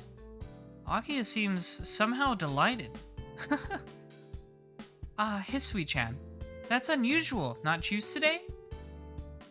Is she drunk already? Seeming a little shy, Hisui silently pours wine into her glass. Is Hisui the kind of person who gets drunk after a few sips? See, Nissan? Even Hisui is drinking. Surely you don't intend to be the only one drinking juice. Jeez, you really want to get the most out of this party, don't you, Akia? Yes, I don't usually like parties, but today is an exception. Huh. Well, it can't be helped. A lot of alcohol isn't good for my body, but a little bit should be okay. The weakest drink laid on the table is the wine, it looks like. Well then, everyone, raise your glasses, please. Cheers! With the clash, our glasses come together. Kohaku tosses hers down in a single gulp. Akia takes her time, and Hisui sips hers quietly. Oh man, I'm not responsible for this.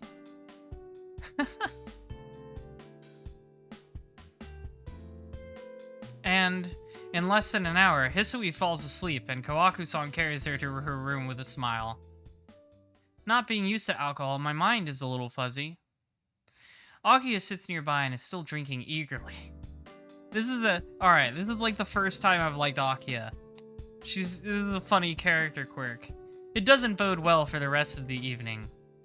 Akia, you really have some tolerance, don't you? Oh, I don't know about that. Oh? I'm not drinking it straight up, so I think it is about normal. That's not the point. I'm saying she's pretty used to drinking for being a minor. Geez, making that face again. Please, get at least a little drunk, Nissan. Kohaku prepared all of this to cheer you up, so isn't it meaningless if you don't? That's right. Yeah, I have to thank Kohaku-san for her consideration. Thanks to that, I do feel a bit better. What were you saying? You don't look happy at all. If alcohol doesn't make you feel better, isn't there nothing left? Wow, that's a little bold. Saying nothing is left if alcohol doesn't work, isn't that mistaken? What's the quote from Legend of Galactic Heroes? Alcohol who has always been humanity's friend. Who am I to say no to a friend? It cannot be helped if you do not wish to speak to me, Nissan. If you would talk about last night, I wouldn't ask for the help of alcohol. She's trying to get him to loosen up. I see. Just like Kohaku-san, Aki is concerned about me. But I can't ask, right? I already promised no longer to ask about it. Sorry, I'm just a big burden to everyone. Well, as long as you understand, it is alright. As you say, I seem to be a little drunk, so I will go outside. She says drunk, but her steps are firm as she exits the dining room. Shiki's definitely the kind of dude to just start yelling slurs when he's drunk. That's my take on this. You do not want a drunk Shiki. He's just gonna start saying bad words. He would think it was funny.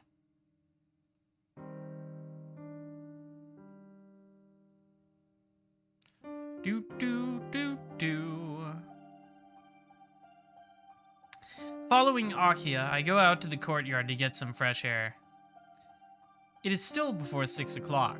The red sun paints the sky. Still the afternoon? There's no one else around. I thought Akia was going to be here, but I guess we missed each other. Red sunset? Until now, the red sunset reminded me of fresh blood. But today, it reminded me of her final smile as we parted on the road home. Throb. A stabbing pain in my chest. Does the scar on my chest hurt? Or is my heart in pain from the regret? I can't tell the difference, only that my chest hurts. As if it was bleeding. Dizziness assails me. Because of the alcohol and the pain in my chest, such a small, insignificant thing causes me to lose consciousness. Whoop, there he goes. My house is this way. Saying that, she went down a different path. Thanks. She probably said that since I was there for her until the very end. Sorry. She probably said that since she knew I would carry this regret from now on. So it's okay to forget. It felt like she whispered those words in my ears. Isn't that just a false happiness? In a dream I dreamed about, I dreamed such selfless words. If I can just forget, it will be very easy for me. But I can't forget. I didn't like her, nor did I hate her, but I think I shouldn't forget her smile. And more than that, as long as this scar remains on my neck, I can't forget.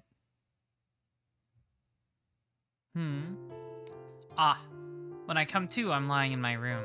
While I was sleeping, Akiya must have been watching me because she was there in front of me. Akiya? Have you awakened? Goodness, suddenly collapsing like that. What happened, Nissan?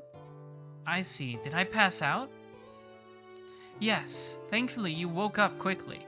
I'm sorry for forcing you to drink like that. No, that has nothing to do with this. I just collapsed on my own. Saying that, I stare up at the ceiling. My head is still dizzy, and I don't feel like talking with Akiya right now. Even still, Akiya is not bothered by this, and she quickly tends to me. Akiya. Yes? What is it, Nissan? Well, isn't this boring for you? I'm fine, so you can go back to your room if you want. Are you saying I'm bothering you? No, that's not it at all. I was just thinking that maybe you were a little bored. It is boring, but I can stand it. This is something I'm doing out of my own interest, so there's no need for you to worry, Nissan. Then I guess that's alright. Time passes. It's past 7 o'clock. 7 hours since then. Has Akiya been tending me this long? Akiya silently takes my temperature. Ah, I remember now. That had to have been more than 8 years ago. Akiya came to watch over me after I caught a cold or something like that. It really was a terrible cold, even breathing was painful. The black-haired girl sat by my pillow, holding my hand and just staring at me. Tatami and the shoji, the cool winter air. In the dark tatami mat room, the young figure of Akiya watching me on the verge of tears. Huh, where was this? Oh, you know what? I bet it's a memory of that building that we saw in the last route. The weird Japanese building that Shiki didn't remember. I'm a little relieved. Eh? Did you say something, Nissan? Yeah, I was just thinking there is a little bit of the old Akiya in you. It's not really anything, but it makes me pretty happy. I give Akiya a gentle smile so naturally it almost surprises me. That is fine, but you haven't changed at all, Nissan. Causing so much work for others, please act more properly. Akiya looks away and complains. Understanding she is just embarrassed, I start to feel even more happier. Sheesh, why are you smiling like that? If you have this much energy, I guess you don't need me to take care of you. No, that's not it. I just remembered something from a long time ago. Akiya, in that tatami room. Tatami room? What is that all about? I understand Akiya taking care of me, but why was it in a tatami room and not my room? There's something not quite right. Akiya, is there a room with tatami in this mansion? No, there are no Japanese rooms in this mansion. Yeah, you're right. It's nothing. I just thought it was odd. Don't worry about it. Uh-huh. She's definitely not telling lies. What is so odd about not having a Japanese room? Oh, you know. This mansion is so big, I thought maybe there was at least one. There is a detached Japanese-style building, however. Oh, okay. Huh? Now that she mentions it, of course. In the middle of the forest, in the garden, there was a Japanese-style mansion. Goodness, you really have become more energetic. I think I'll only be in the way if I stay longer, so I will return to my room. Standing up from the chair, Akiya goes to leave the room. Thanks, Akiya. Sorry for making you stay here this whole time. Please don't mind. Starting tomorrow, your daily life will become more like this. Question mark? After saying something I don't quite understand, Akiya exits the room. I have also no idea what she meant by that. I turn off the lights and rest in bed. Thanks to Akiya taking care of me, I feel more relaxed. At this rate, I should be able to dream peacefully for the first time in days. I take a deep breath and slowly close my eyes. Right before I fall asleep, the memory of myself being tended by a young Akiya freshly surfaces in my mind. The dark Japanese-style room where no one came to see me. Did she sneak away from Makihisa? Akiya snuck in and cried as she held my hand. I'm sorry, she was saying. I didn't know why, but the black-haired young girl kept repeating I'm sorry over and over. I remember. About the proudest elder daughter of the Tono family, who was the only one to care for me. The young girl always crying in the dark Japanese room. I bit my tongue in frustration while being dizzy from fever. I wonder what she was crying. If it was me, I would never, never let Akiya cry. I'm sorry. I'm sorry, Shiki-ni-san. Her tears were simply beautiful. Since that time, I vowed to be her real brother. Flashbacks. Day 5, Quiet Dream. The 25th of October. We're starting right off with the pains, are we? Oh no. I wake with a sudden ache. Morning? The clock says it's just past 6:40. The weather outside the window is perfectly cloudless. Ow! Pain runs through me once again. Not my head or chest, but apparently on the side of my neck. That's odd. I've never had any pain there before. I put my hand on my neck, but there's no blood. The wound from Yumizuka's bite is already closed. Maybe I have a fever. Is it because of the alcohol last night? My body is heavy and I feel like I have a fever. Good morning, Shiki-sama. Morning, Hisui. Did you sleep well last night? Yes. Please forgive me for my unsightly behavior last night. That's right, you went to sleep. It's okay. I fainted afterwards anyway, which is probably worse.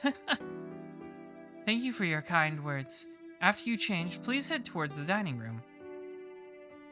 She must still be very embarrassed about last night and leaves somewhat flustered. Hisui, maybe it's possible for her to be easily embarrassed. I thought she was basically expressionless at first, but when you look at it closely, she gets embarrassed and mad a lot. Next time I should try to make her laugh really hard. I don't know how I would do that, but there's no doubt Hisui's smile would be very cute. Hey, Hisui's smile would look just like Kohaku-san. A boring conclusion. I mean, they're twins. That is true. I quickly change and head to the sitting room. I run into Akiya in the lobby. I guess she's going to school as she's holding her bag. For some reason, my entire body starts to heat up as soon as I see her face. Oh no, I don't like this immediately. Good morning, Nissan. Yeah. Good morning, Akiya. Thump. My chest starts to hurt. Wow, is something special going on today? You're up a full 20 minutes earlier than usual, Nissan. No, I just had a bit of a bad dream, that's all. Just a whim, don't worry about it. I don't understand what I'm saying. Is it because of my dream? Suddenly remembering her young face, I can't look at Akiya directly. Nissan, your face is red. Do you have a fever? No, it's not that. Question mark. For some reason, I just can't return her gaze. Oh no, we're doing this now. It's happening. She lifts an eyebrow suspiciously and comes near me. Excuse me. She brings her hand to my forehead. Thump. My heart beats. Akiya's palm is not any different from back then. Cold, soft fingertips. Thump, thump. Her fingers touch me for only a matter of seconds, but my heart strangely begins to pound harder. If I were to glance down, her face would be right there. Her thin, strong eyebrows would show her strong will. Her clear, black pupils with her matching long black hair. It really is a beauty unrelated to the name Tono Akiha. Thump. My heart beat. I can just imagine how red my face has become. Hey, Akiya. If she doesn't pull back, it'll be troubling. It seems you don't have a fever. She pulls her fingers away and backs off slightly. Just in case, I'll have Kohaku prepare some cold medicine. Please wait in the sitting room, Nissan. With that, Akiya goes up to the second floor. The hands of the clock reach 7.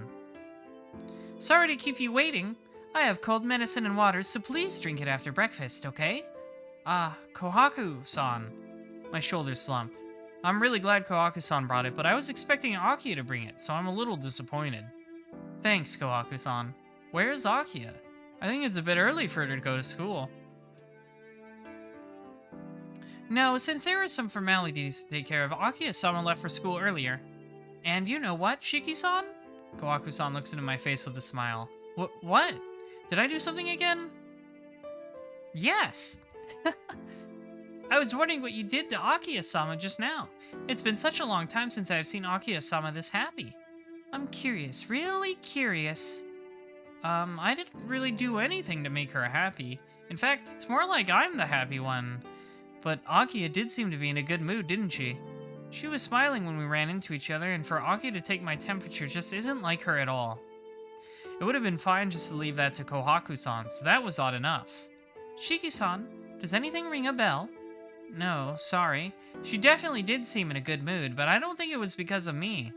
In the first place, I don't understand Akiya right now at all. She is different than she was 8 years ago. Oh, really? Well, I personally think you are a bit dense at times, but let us leave that there. Thank you, I appreciate your honesty, Kohaku. Well then, please eat breakfast, Shiki-san. It is waiting for you in the dining room. Yeah. Thanks as always. I give her a quick bow of the head and go to the dining room. Ah, Shiki-san, what you said earlier was mistaken. Huh? Mistaken? What was? Akiya-sama has not changed one bit from the past. I think the one who is making Akiya hard to understand is you, Shiki-san. Leaving me with a phrase loaded with meaning, Kohaku-san disappears towards the lobby.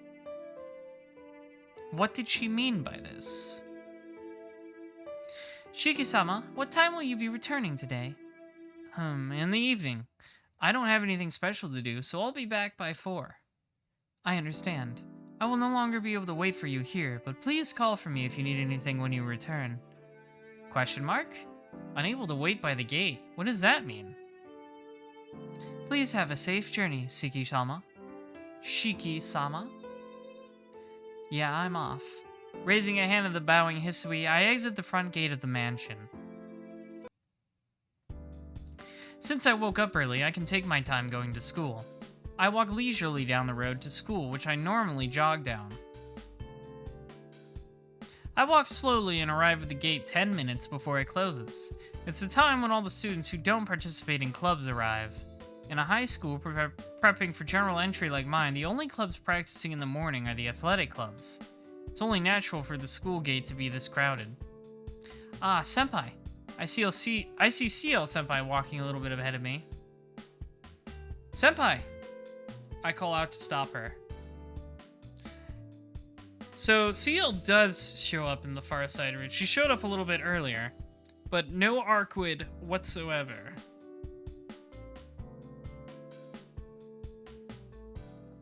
Ah, good morning, Tono-kun. It's rare to meet you by the entrance here.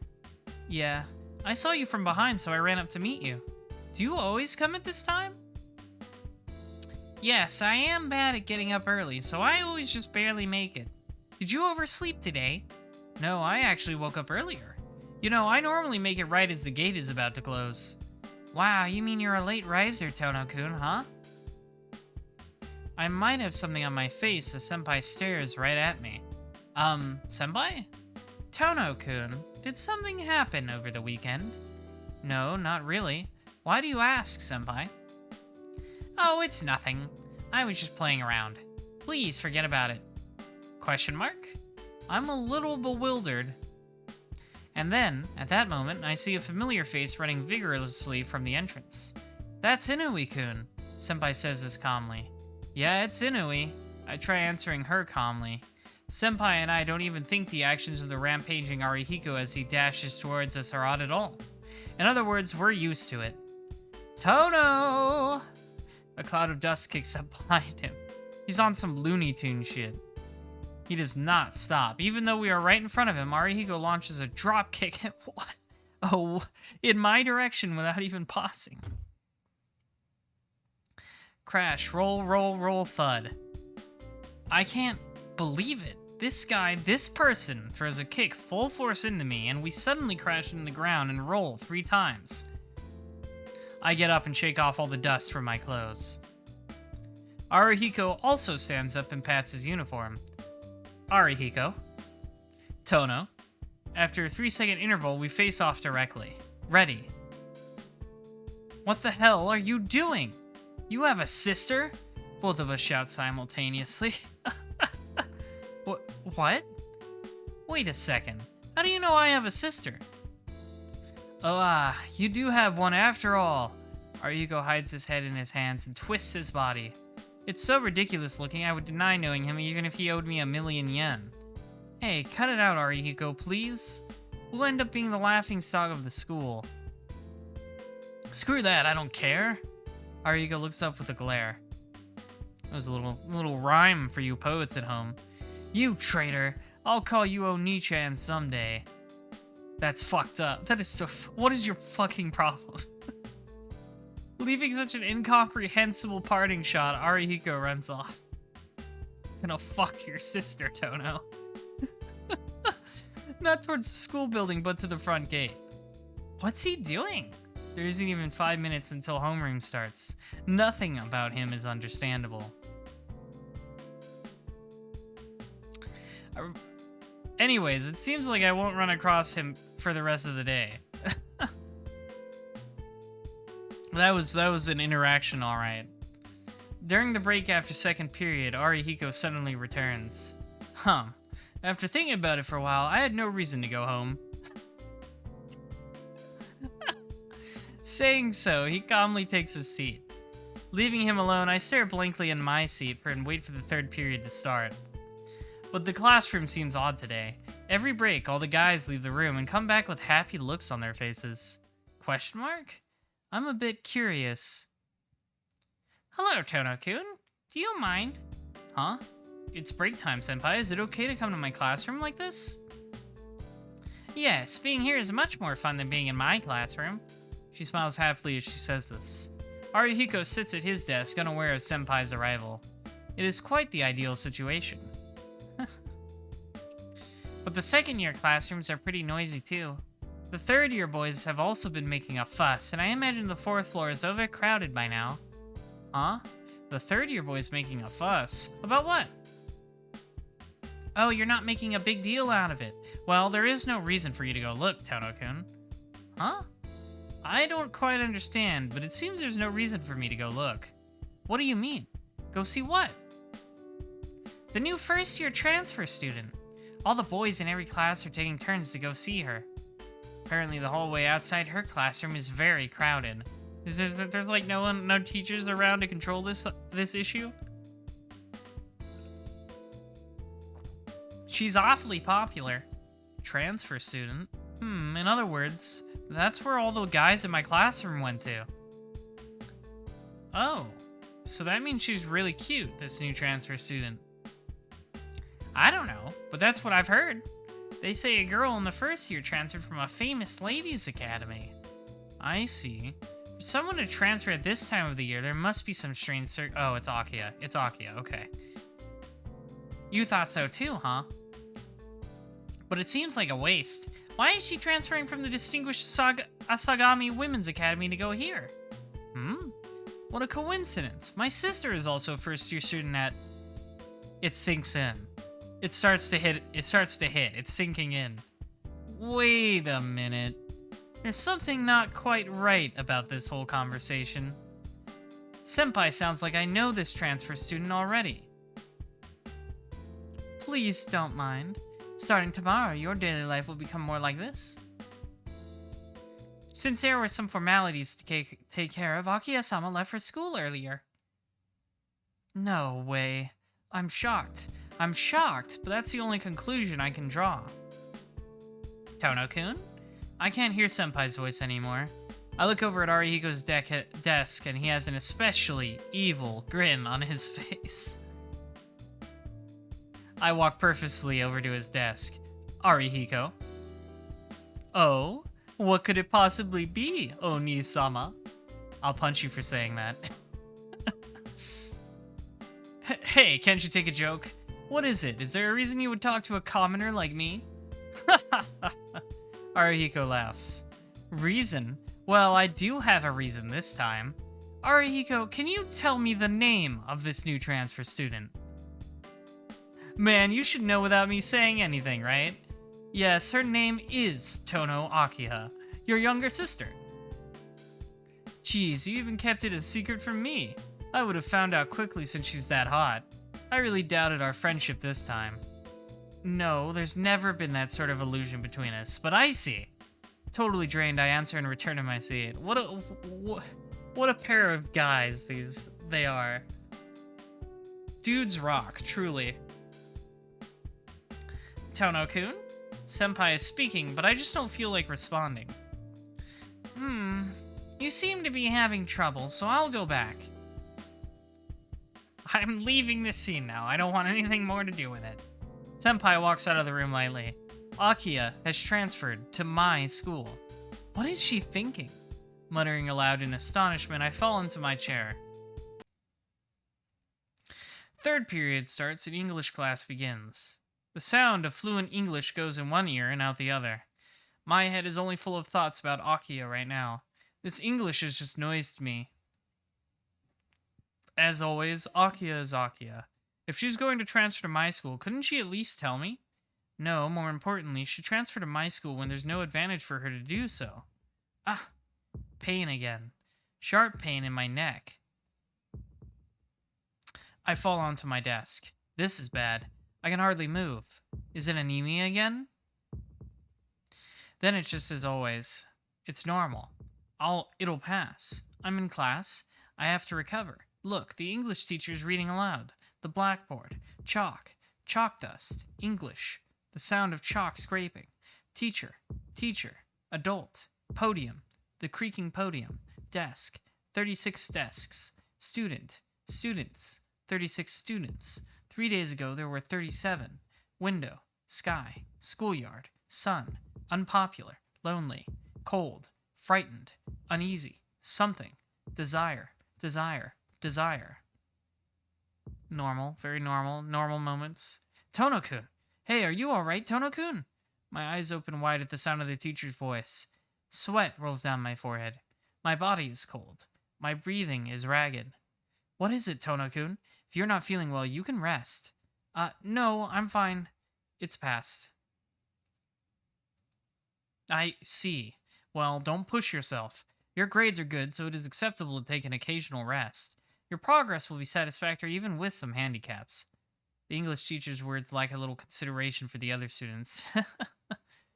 I once again declare I am fine and resume class.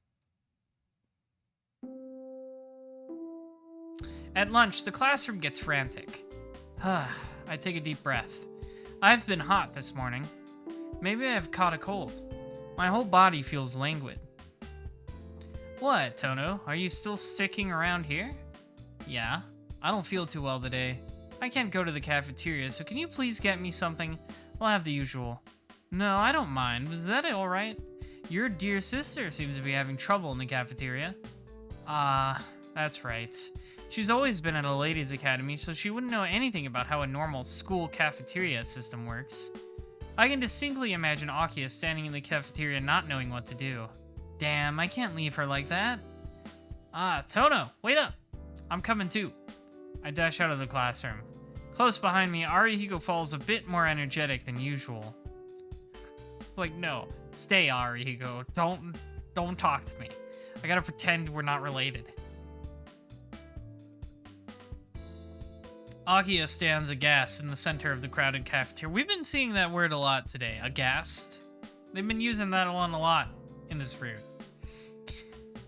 She looks as if she does not know what to do. Jeez, what is she doing? I hurry over to Akiya. Akiya. Nii-san. In that instant, I see her face on the very verge of tears and my chest starts to hurt. Come on, over here. You don't like the crowds, right? Yes. Not wanting to see her almost crying face a second longer, I strongly pull Akiya out of the cafeteria. Here, you should be able to relax here. I'll go buy us some lunch, so just sit at this bench. Yes, I apologize for the trouble, Nii-san. It's alright. I'll hear about it later. Arihiko, I'm going to go get some lunch, so take care of Akiya, okay? Why are you asking me all of a sudden? Look, I'll go buy lunch and you keep your sister company, Tono. Question mark? What's the matter, Arihiko? Aren't you going to call me Nii-san? I'll tell you right now, but I won't give you a chance like this in the future. I whispered Arihiko. He whispers back, maintaining our secrecy. Right, but I can't be with her all alone all of a sudden. If it was any other woman, I'd agree, but your sister is just too high class. Even Arihiko's like, she's out of my league. This isn't like you at all. Are you scared of Akiya? Yeah, to be honest, I am. Since she is the type I've never went against, I'd like to concentrate on getting information in the first round. Why is he always this funny at strange times? Alright, and can you go get lunch for the three of us? Leave it to me. What did your sister want? I'm too scared to buy her ordinary cafeteria bread. As if I would know. She transferred here, so curry bread and coffee milk will be good enough. Roger. I'll be back in 5 minutes. Arihiko returns to the building in a dash. You seem to be very good friends with him, Nissan. Yes, very good friends. Huh? Where did all her vulnerability go? She's suddenly back to normal. Yeah, we get along especially well. More importantly, Akiya, please don't yell like that. People around us are surprised. What? More importantly, can you answer me? That person, what is he to you, Nissan? What is he? He's just an unwanted but inseparable guy who's been with me since middle school. No, that's not what we're talking about. Yeah, we gotta ask her why she transferred. Arihiko's just one of my classmates, but you haven't answered my question either. Very well. What is it, Nissan? What is it? Why have you transferred to this school? What possible reason could you have for transferring to a second-rate elevator school? So you say, Nissan, but I can go to whatever school I choose. I do not need to explain myself to you. Don't be stupid. I'm your brother. I can't just overlook things that are against your best interest. Frankly, I can't see any benefit in your transferring to this school. Since our old man isn't around anymore, it's my responsibility to look out for you. What? It's not fair to say things like that at times like these. Not fair is my line. What were you thinking transferring without even telling me? I won't accept this transfer until I hear a good reason. If I'm not satisfied with the reason, I'll send you straight back to your own school. So tell me, Akiya, does he even have the right to do that? It's not like he's her guardian. He's just her older brother. So tell me, Akiya, why did you change schools? Akiya falls silent and looks down. A very brief moment later, she raises a brave face. I was worried about you, Nissan. Is that not a sufficient reason? Huh? Hang on. What do you mean worried about me? What sort of reason is that for transferring? Well, looking at your unruly behavior recently, I decided that in order to prevent you from disgracing the Tono name, I would have to keep a close eye on you. Aki explains clearly. When she says unruly behavior, I can't help but nod. It's true, my everyday life since coming here has surely been an annoyance to Akiya and the others. But transferring is still a bit much, isn't it? What about your friends? That's none of your concern, Nissan. If you feel even a little bit bad for me, then all you have to do is change your way of thinking from now on. Akiya turns sharply away. Well, this is just the way she is.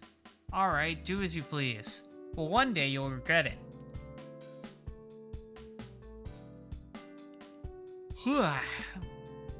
It's been a long week. Sorry, minions. That's fine. I wasn't thinking of having you worry over me, Nissan. With a sound of exasperation, Akiya starts to sulk. Here you go, lunch for 3 people, huh? What, am I interrupting something? No, nothing of this sort, senpai. You are a friend of Nissan? I am Tonoshiki's younger sister, Akiya. It is a pleasure to meet you. Akiya bows softly. Not at all, the pleasure is mine.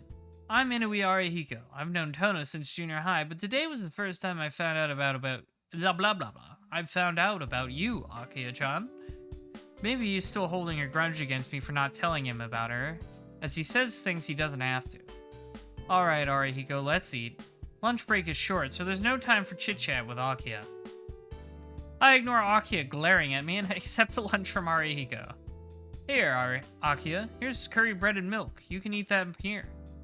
This isn't much time, so you can't take too long over them. I know that. I'm not a child, so you don't have to explain every little thing to me. That's right, Tono. Aren't you a bit mean to Akiya-chan? Arihiko boos at me. Boo. ignoring them, I open my own bread and stick the straw into my milk. Munch. Munch, munch. Munch, munch, munch. Right. Lunch is over, so it's time to go back to class. Ah, Nissan. Agia speaks up timidly. Looking over, I see that she hasn't even opened her curry bread yet. What is it, Agia? You're not hungry? Well, it's not that. It's just...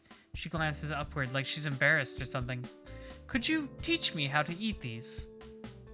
She glances hesitantly towards me. And what am I supposed to say? What do you mean, how to eat them? You just break open the wrapper and eat it. It's not hard, is it, Tono? Arihiko, sorry, but could you go get a napkin from the cafeteria? Me? I nod silently. Fine, but you'll owe me one. Arihiko runs off towards the school building again. Alright, give it to me. You open the bag here, like this. And you just bite into it. It's okay, but don't expect too much for the taste. Kohaku-san's cooking and this are like heaven and earth. Really, Nissan? I'm not kidding. Or what are you going to say? Don't tell me that even though you've transferred to our school, you can't eat our food. I don't want to think less of you. No, it's not that. It's just this bread. It's so big. I don't think I could get it into my mouth. No one said you have to eat it all in one bite. It's bread, so you bite off a bit at a time. What, has Akia just never eaten before? Like, surely she knows the concept of taking bites.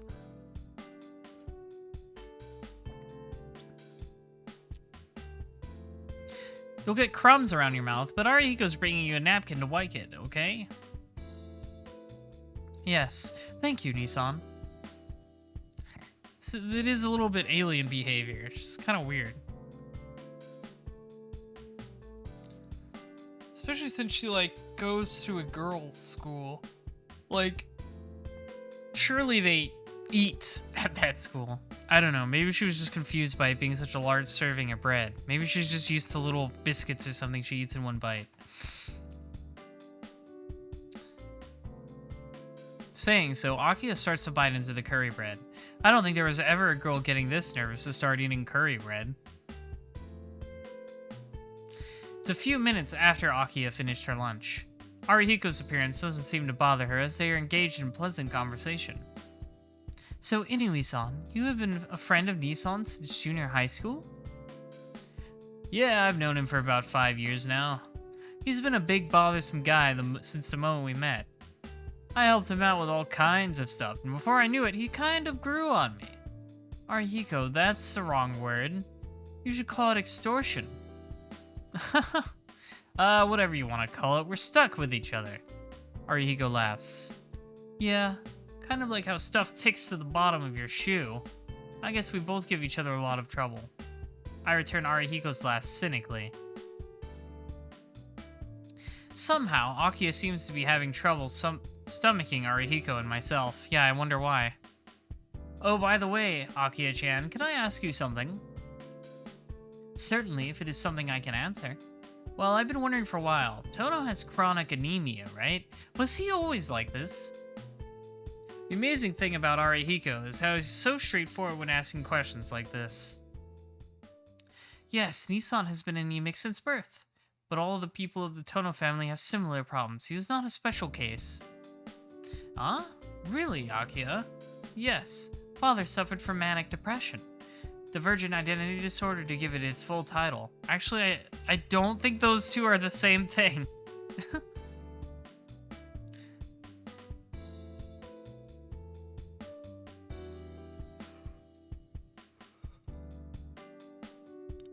Wait. Divergent identity disorder. Oh, wait, no, I was thinking of, dissociative identity disorder. Those are different things. Divergent could be for manic depression. I don't know. What? Divergent identity? More commonly called... Oh, never mind. I was wrong. They're just totally mixing two things up then. More commonly called split personalities, though Father wasn't severe enough to cause muddiness of memory. I didn't know. But looking back on it, Tono Makihisa's character did seem to switch often from tenderness to brutality. So it was a medical condition, that old man. Yeah, it could be the translation. Getting it wrong. Manic depression definitely isn't the same thing as split personalities. Looking at it like that, everything becomes clear. Before the accident, I always felt Father was a tender man who kept his distance. But after the accident, Maki Ahisa clearly hated me. Looking back, it may have been because of his condition. Huh. Lunch break's over, Tono. Don't complain to me about it. Come on, Akia, you should hurry back to your classroom. It'll be embarrassing to be late on your first day at school. I understand. Take care, Nissan. As the bell resounds, we return to our classrooms. A day full of ups and downs finishes. What should I do now? Go to Akia's classroom. The events which happened during lunch break still weigh on my mind. I'm sure she can walk home alone, but I feel I ought to go and check on Akia. Also, yeah, it's weird how they're like, oh yes, all of our family has conditions. Shiki has anemia, he gets lightheaded sometimes, and our father had schizophrenia. I'm like, those two aren't related. That's not a genetic thing.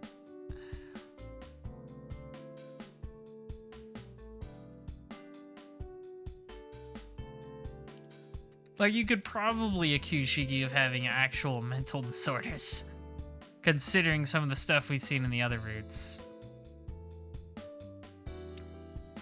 I walk along the corridor lit by the fading sun. I think Akia's class is first grade class 1. The classroom is silent. A girl stands alone in the empty red classroom. So red, in fact, we've put a filter over this whole JPEG. I feel a little dizzy. The classroom died by the evening glow. Alone, a girl with long, faintly red hair is preparing to leave. No matter how I look at her, she's Akia. So why? Why do I feel as if I'm seeing a stranger for the first time? Nissan? As she calls out to me, the dizziness subsides. You're Akia, right? Oh no, Shiki's wearing a virtual boy. That's really funny. Question mark? Nissan, are you feeling poorly again? Akia addresses me in her usual tone. Looking at Akia's black hair, I feel that without a doubt this is my own little sister, Tono Akia. Nah, it's nothing. Come on, Akia, it's time to go back.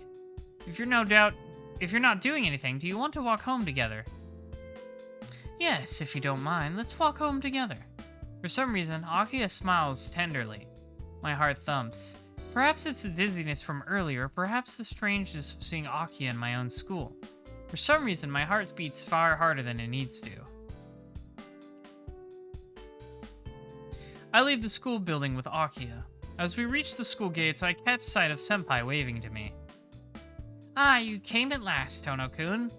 Senpai? What are you doing standing here like this? Geez, I wasn't just standing here, I was waiting for you, Tono-kun, but... Senpai glances at Akia next to me. Somehow, at a glance, he realizes that Akia and I are walking home together.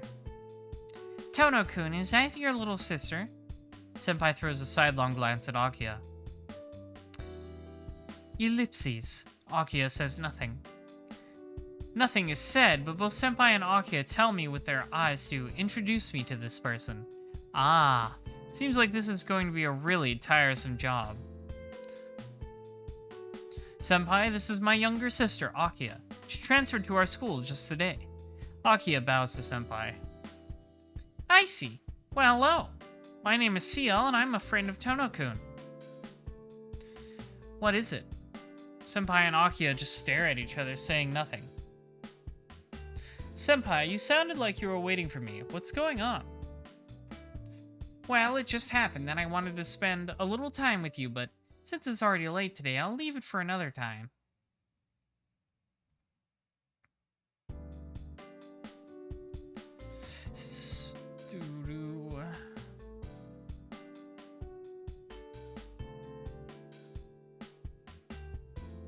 Bye, Tono-kun. See you tomorrow as well, Akia-san. Bye, says Senpai, and she walks away from us. Ah, Senpai leaves without giving me a chance to stop her. Let's go home, Nissan. It will get dark soon. I don't know if that was like them looking at each other because they dislike each other or something else. Akiya says this as if nothing happened. I walk with Akiya towards the mansion. Frankly, it's difficult. If I look beside me, I can see Akiya walking with her long hair fluttering. Akiya is silent and graceful, the perfect daughter of a respected family. Why can't I think of anything to say? Even though I see Akiya at home every day, I somehow feel some tension walking home toward the mansion. We arrive at the mansion. Akiya steps forward to open the gate, but as if remembering something, turns to me. I have one question. How close are you to that person called CL, Nissan? Abruptly, she asked an extremely forward question. Not specifically close, not especially close. We're just friends from school. She feels like someone I can talk to. Really? Akiya says, turning away and going through the gates. We cross the courtyard and arrive at the door. As Hisui is not waiting for at the gates and Kohaku is not sweeping the garden, there is no sign of either of them today. Ah. Yes? Did you say something, Nissan? Well, nothing much, but I'd like to go and take a look at the Japanese-style building you were talking about, if that's okay. The detached building? Yes, the mystery building, the mystery box. Murmuring, Akiya's brow creases with concern. Please do not. It was sealed up many years ago. Nissan, even you are not permitted to go there. Having stated this, Akiya goes into the mansion.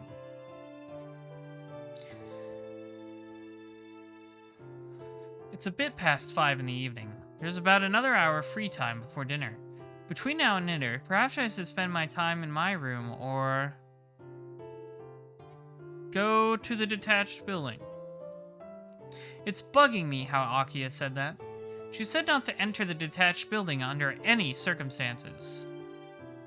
The way she said it gets me more curious. Besides, if a Japanese-style room is only located there, I do feel like I want to take a look at it. I guess it's alright if I don't get caught.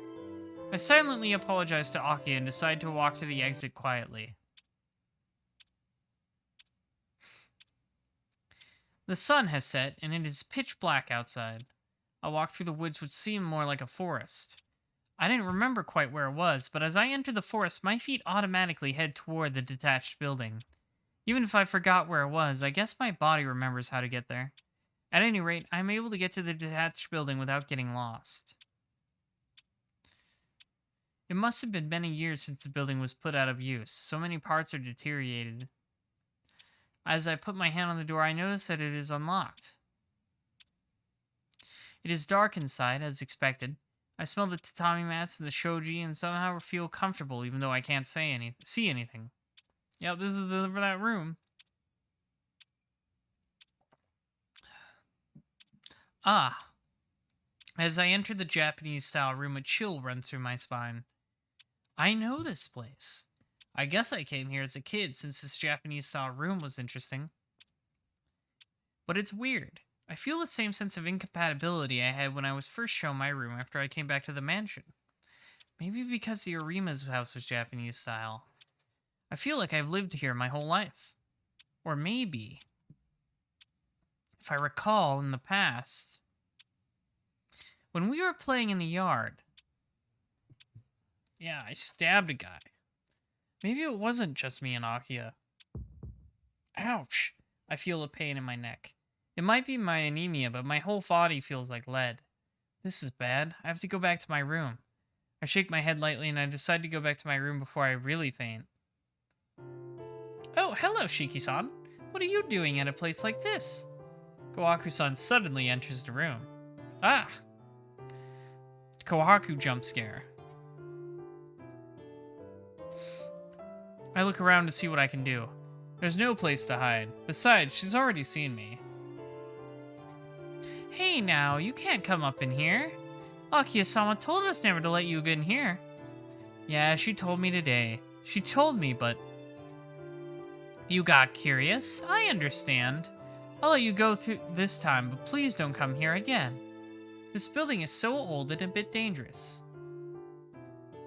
This building is old and a bit dangerous, huh? It's a weird reason, but it still makes some sense.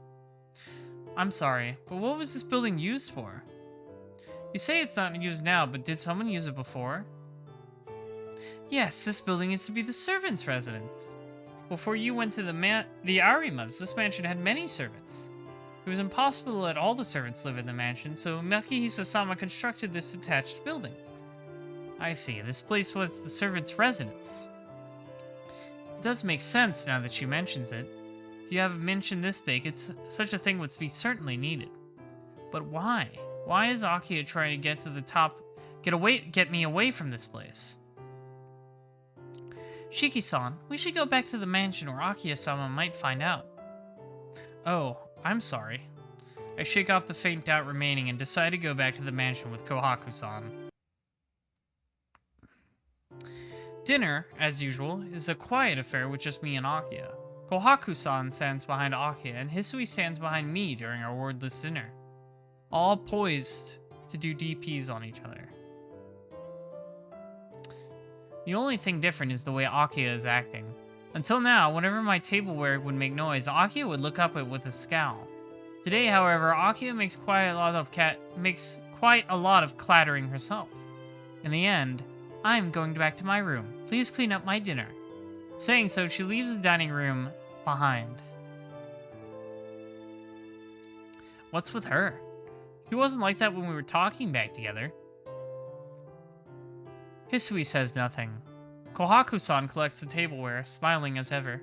And then, from the lobby, I hear the sound of someone falling. Akiya? Fearing the worst, I race toward the lobby. Oh, what's going on here? There, I see Akiya leaning on the stairs. Her breathing is irregular, and I can hear her wheezing from here. Her face is pale, and there are beads of sweat on her skin. I can see with a single glance that she is not okay.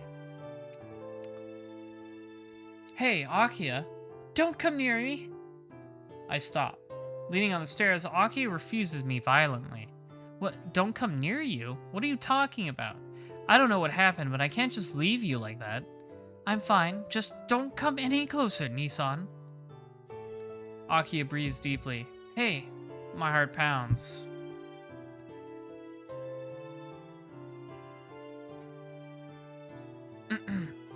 Sorry. Just needed a second there. Okay. Akiya just breathes painfully. There's something wrong with me. For a moment, I feel it resembles the figure of Yumizuki Satsuki. Akiha, I'm fine, so please don't come near me. If you come near me, there's no way I'll be able to... So don't come any closer. As long as you are not around, I'll be fine, so...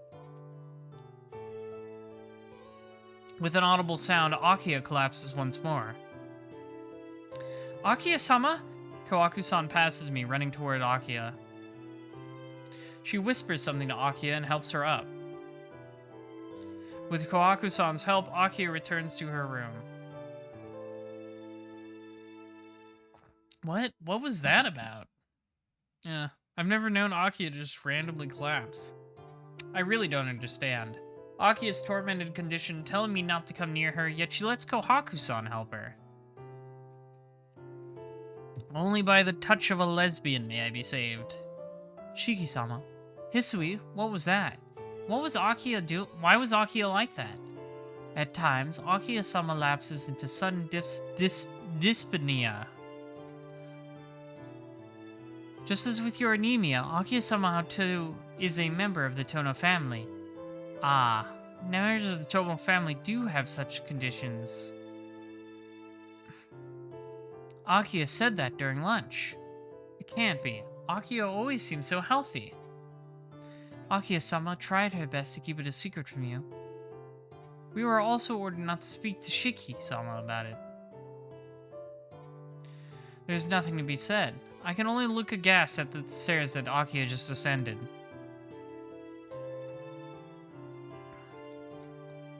Well then, good night. Please, leave Akiya-sama's condition to Nei-san. As Makihisa-sama was under her care for many years, she has medical experience. I guess so. We'll leave Akiya to Kawaku-san. I'm sure she'll be fine. Since there doesn't seem to be anything else I can do, it seems I'll just have to leave her to Kawaku-san. Yeah, just take a nap while you wait.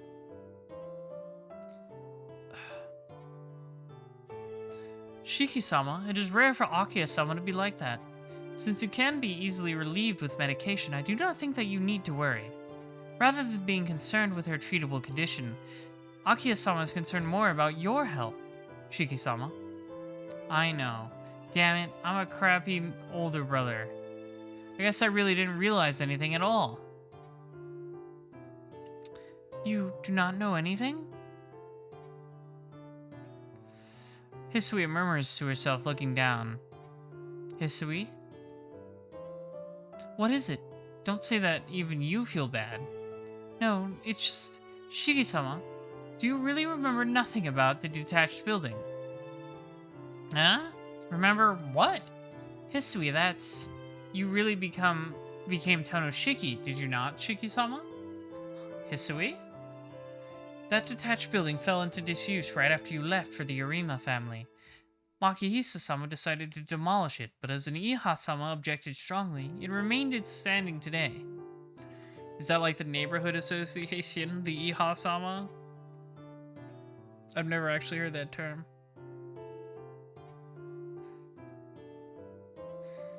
Hisui?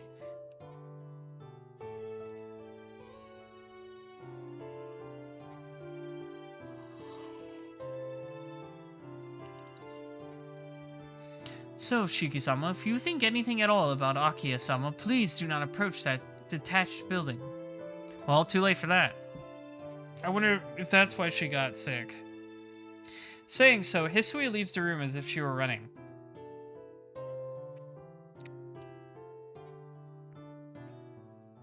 It's 10 o'clock and all the mansion's lights go off. I can't sleep. Akiya, the detached building, she wants to keep our secret from me. We gotta go to the detached building once more.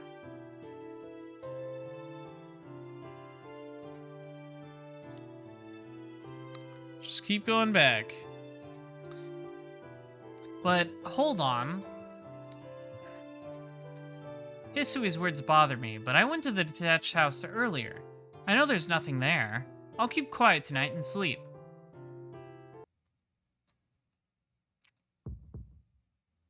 Hot. Hot. Hot. My throat dry with thirst. Hot. I can't sleep like this. I'll go and get a drink of water. It seems I went to town at night. Oh, that's quite a long way from a drink of water. It seems like I'm waiting with bloodshot eyes for someone to pass by. It is hot. Suddenly, I see a face reflected in the window. The eyes are bloodshot and the face looks quite insane. It is just so hot.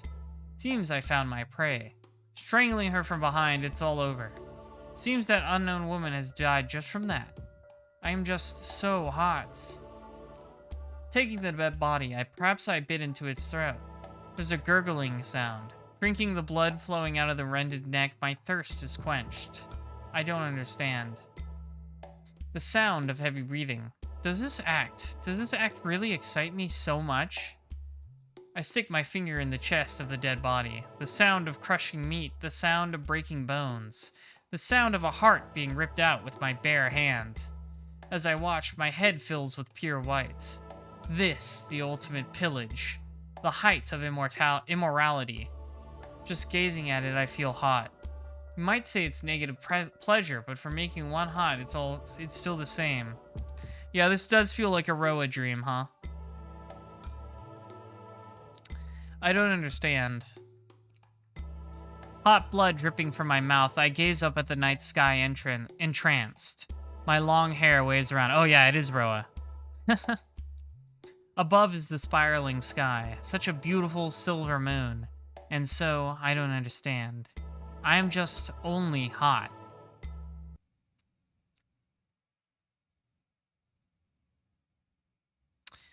Day 6, October 26th. Deep Dream.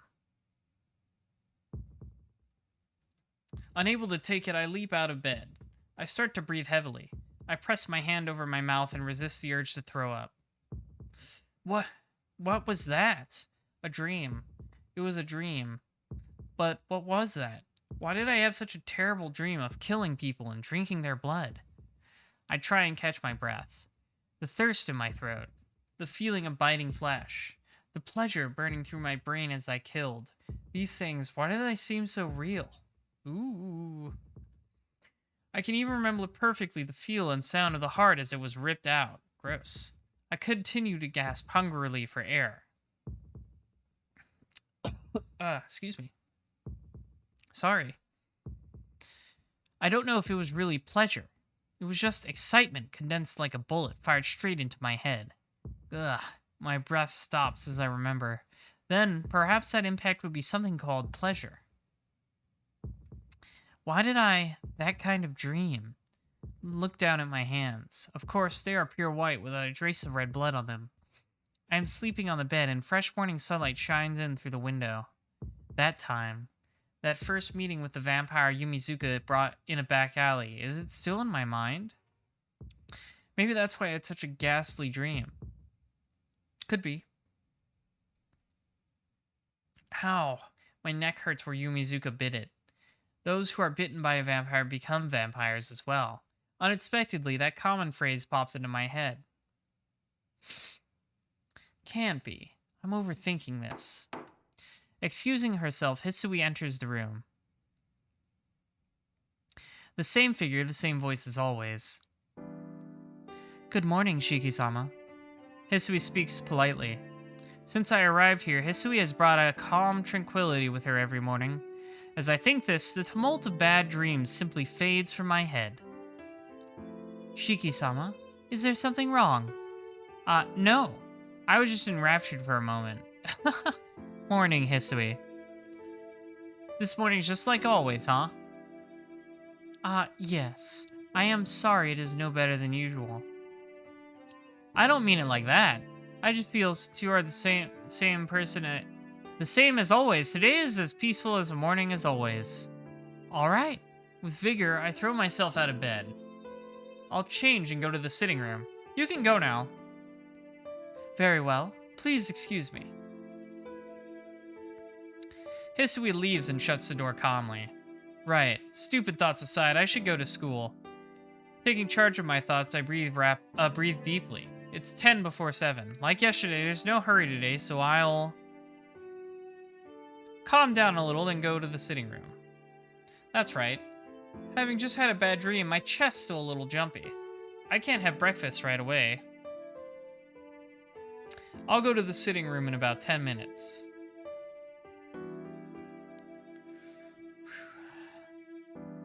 Good morning, Shiki-san.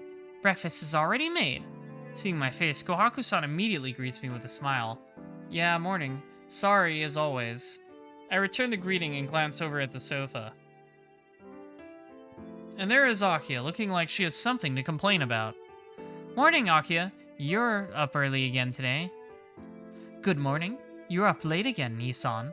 It looks like you're completely recovered, Akia. I'm glad. She really does seem much better, mind and body. You were worried. It still seems like you didn't come to check on me even once. Hold on, Akia. I did want to come watch over you. Don't you remember ordering me not to come near you? That was depending on the situation. I was having only a temporary fit, so you should not have really listened to what I said. Akia's words are unreasonable. She seems to be in a bad mood this morning, so maybe she wants to yell at me for whatever reason. Shiki-sama, if you don't eat breakfast soon, you'll be late for school. Crap. Come to think of it, I was already running late. When I finish breakfast and return to the sitting room, Aki is still drinking tea gracefully. Waiting for me. Is that the right explanation, I wonder? Akia, will you be taking a car to school today, by any chance? Now, wait a minute. To take a car to your school would be in poor taste. Even I can understand that. I guess it was that after all. Well then, shall we go? At this time, we might have to run a bit, but it can't be helped. Oh, sorry, that was Shiki speaking. But it can't be helped. Nissan, I'm saying let's go to school together. I'll show you the best route to take. Well, if you don't want to go with me, I don't really mind. If you say so, I don't mind, but then it's settled. Come on, you're ready, right? We'll be late if we don't hurry. I take Akia's hand from the sofa and pull her up. Ah, Hisui, we won't need to be seen off. I'll be back in the afternoon today too, so take care. And so, we come out of the mansion, descend the slope at a run, and race on to school. Matching my speed to Akia's, even though it takes longer, we still make it in just under 15 minutes. Right, we're here. You should just about make it to homeroom, Akiya. Yes, we're going to make it in plenty of time, since we ran all the way. Ah, for some reason, Akiya seems to be angry. What's wrong, Akiya? Such an angry face. Maybe you should have come by the car after all? Oh, please, not at all. I'm angry for a much simpler reason. Breathing heavily, shoulders heaving, Akiya glares at me. Then, did I run a little too fast? Yes, not a complete answer, but that is one of the reasons. Well, perhaps it's that. Two of us running together to school, being seen and pointed at. True, although I was really embarrassed, I don't really care about that. Question mark? I don't get it then. Why is Akiya so angry? She's not angry because she's tired and we made it to school on time. Never mind, I'm making an issue out of it on my own. Thinking about it, you have no reason to get up early. Really, I don't know what I was hoping for. Akiya hangs her head. I don't really get it, but I guess Akiya is saying she wanted to go to school more leisurely? What? But I'm surprised. I'm a fast runner, but I wasn't able to keep up with you, D-san. Yeah, Shiki's just so cool. Even though you don't do any clubs, you're quite fast, aren't you? Well, vigorous activity isn't good for my body, so I can't do clubs, but I still move around. Actually, I'm pretty athletic. Yes, I heard from Hisui, but I wasn't expecting this. But I still would like to refuse going to school at such a pace every morning. Passing the main gate, we come to the entrance.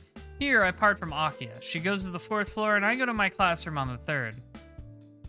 Well then, Nissan, shall we go to the first-year classrooms? I shall see you after school. What are you talking about? There's lunch break before that. I'll be waiting in the courtyard, so come quickly. Ah, yes. I'll be waiting. Giving a cute little bow, she runs inside. Then, as if remembering something, Akiya stops and turns. Nissan, this morning's race was enjoyable. Though I wouldn't want to do it every day, perhaps it's not so bad once in a while. Akiya learns the joys of running. Her breath bouncing, Akiya disappears inside. Well, I guess she does have a cute side. How nice. The two of you get along well, don't you? Oh, it's CL. I thought it was Arihiko for a second. It's a CL, senpai. Please don't sneak up on me like that. Yes, I'll be careful from now on. Smiling sweetly, senpai gazes at me happily. What is it, senpai? If you want to say something, say it. No, I don't think I need to say anything. You look really happy, Tono-kun. What? If you go into the classroom with a face like that, Inui-kun will surely tease you. Well, Tono-kun, I'll see you at lunch again. Senpai walks indoors, laughing to herself. I pinch my cheek. Did I look that happy? Well, I guess I did. Since just seeing Akiya smile made me feel real happy inside. Bong, bing, bong. 4th period ends. Lunch break comes and the school fills with noise. Right. Akiya should be waiting in the courtyard. Since it's Akiya, I think she probably got Kohaku-san to make her lunch, but I should go buy something just in case. And there. Yo, Tono, you're late. Indeed, you are rather late, Nissan. For some reason, it seems that Arihiko has come to the courtyard ahead of me and was keeping Akiya company. I was wondering where you've been all morning, Arihiko. I guess you've been here. Oh, I knew if I waited here after fourth period it would be worth it, Arihiko boasts, puffing out his chest. If he's that happy, I guess I can't complain. So, Akiya, what do we do for lunch today? Did you have Kohaku-san make you a boxed lunch? Huh? A boxed lunch? Never mind. I shouldn't have asked such a common thing. Bitch doesn't know what a bento is?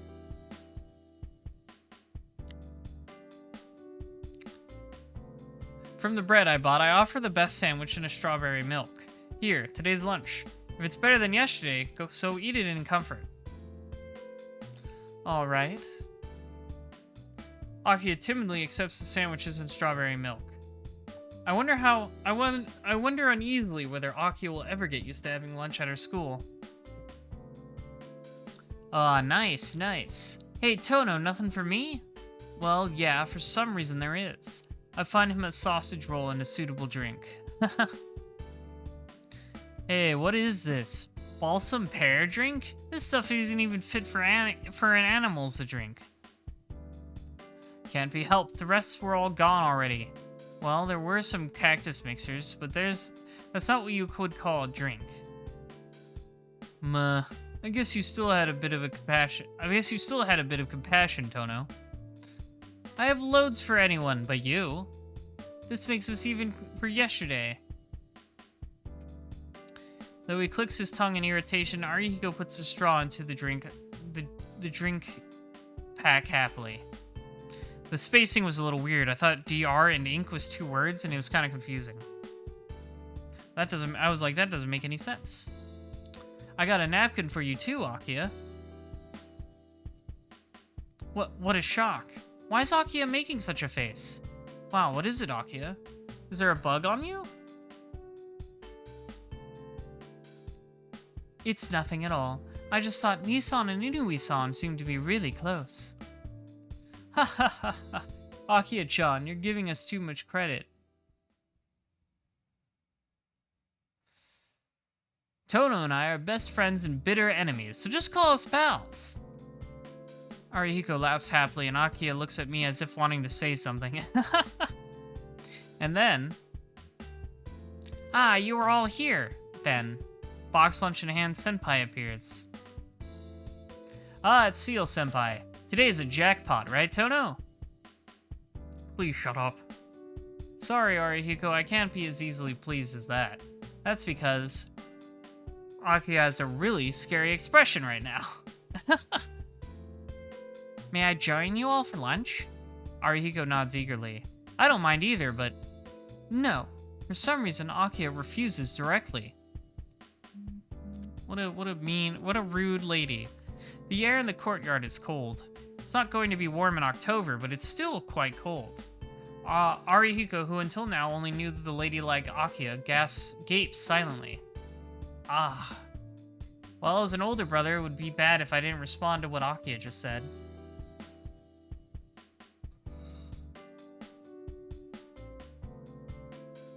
Ugh. What are you talking about, Akiya? That was rude, even for a joke. Nissan, I am not joking. I meant what I said. But what are you saying? You've only just met Senpai. You've no reason to dislike her, so why? I don't like what I don't like. She and I are entirely incompatible.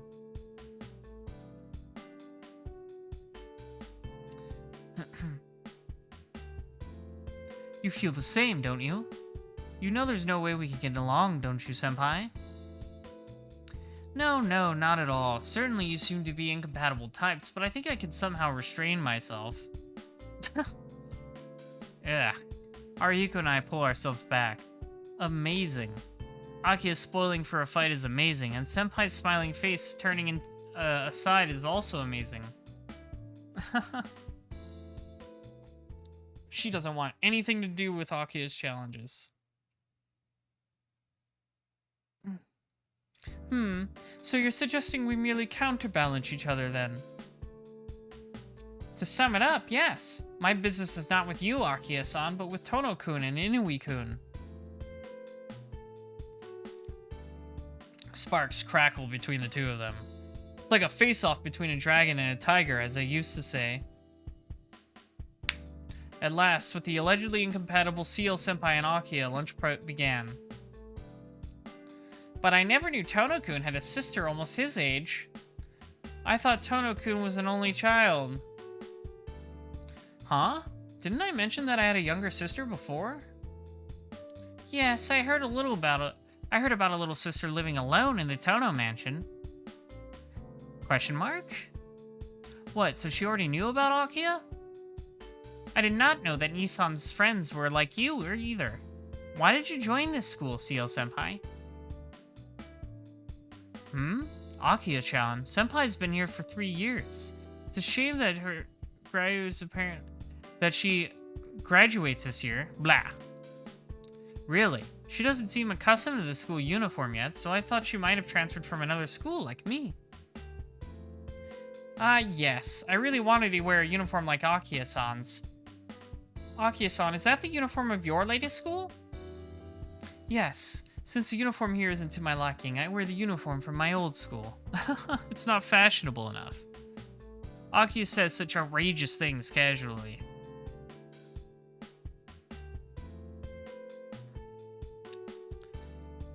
I see. I had assumed the uniform simply hadn't been made yet, but it seems she never intended to wear our school's uniform at all.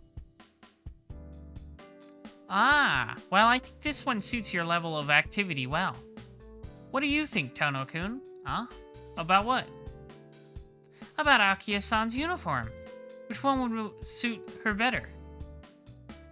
Which...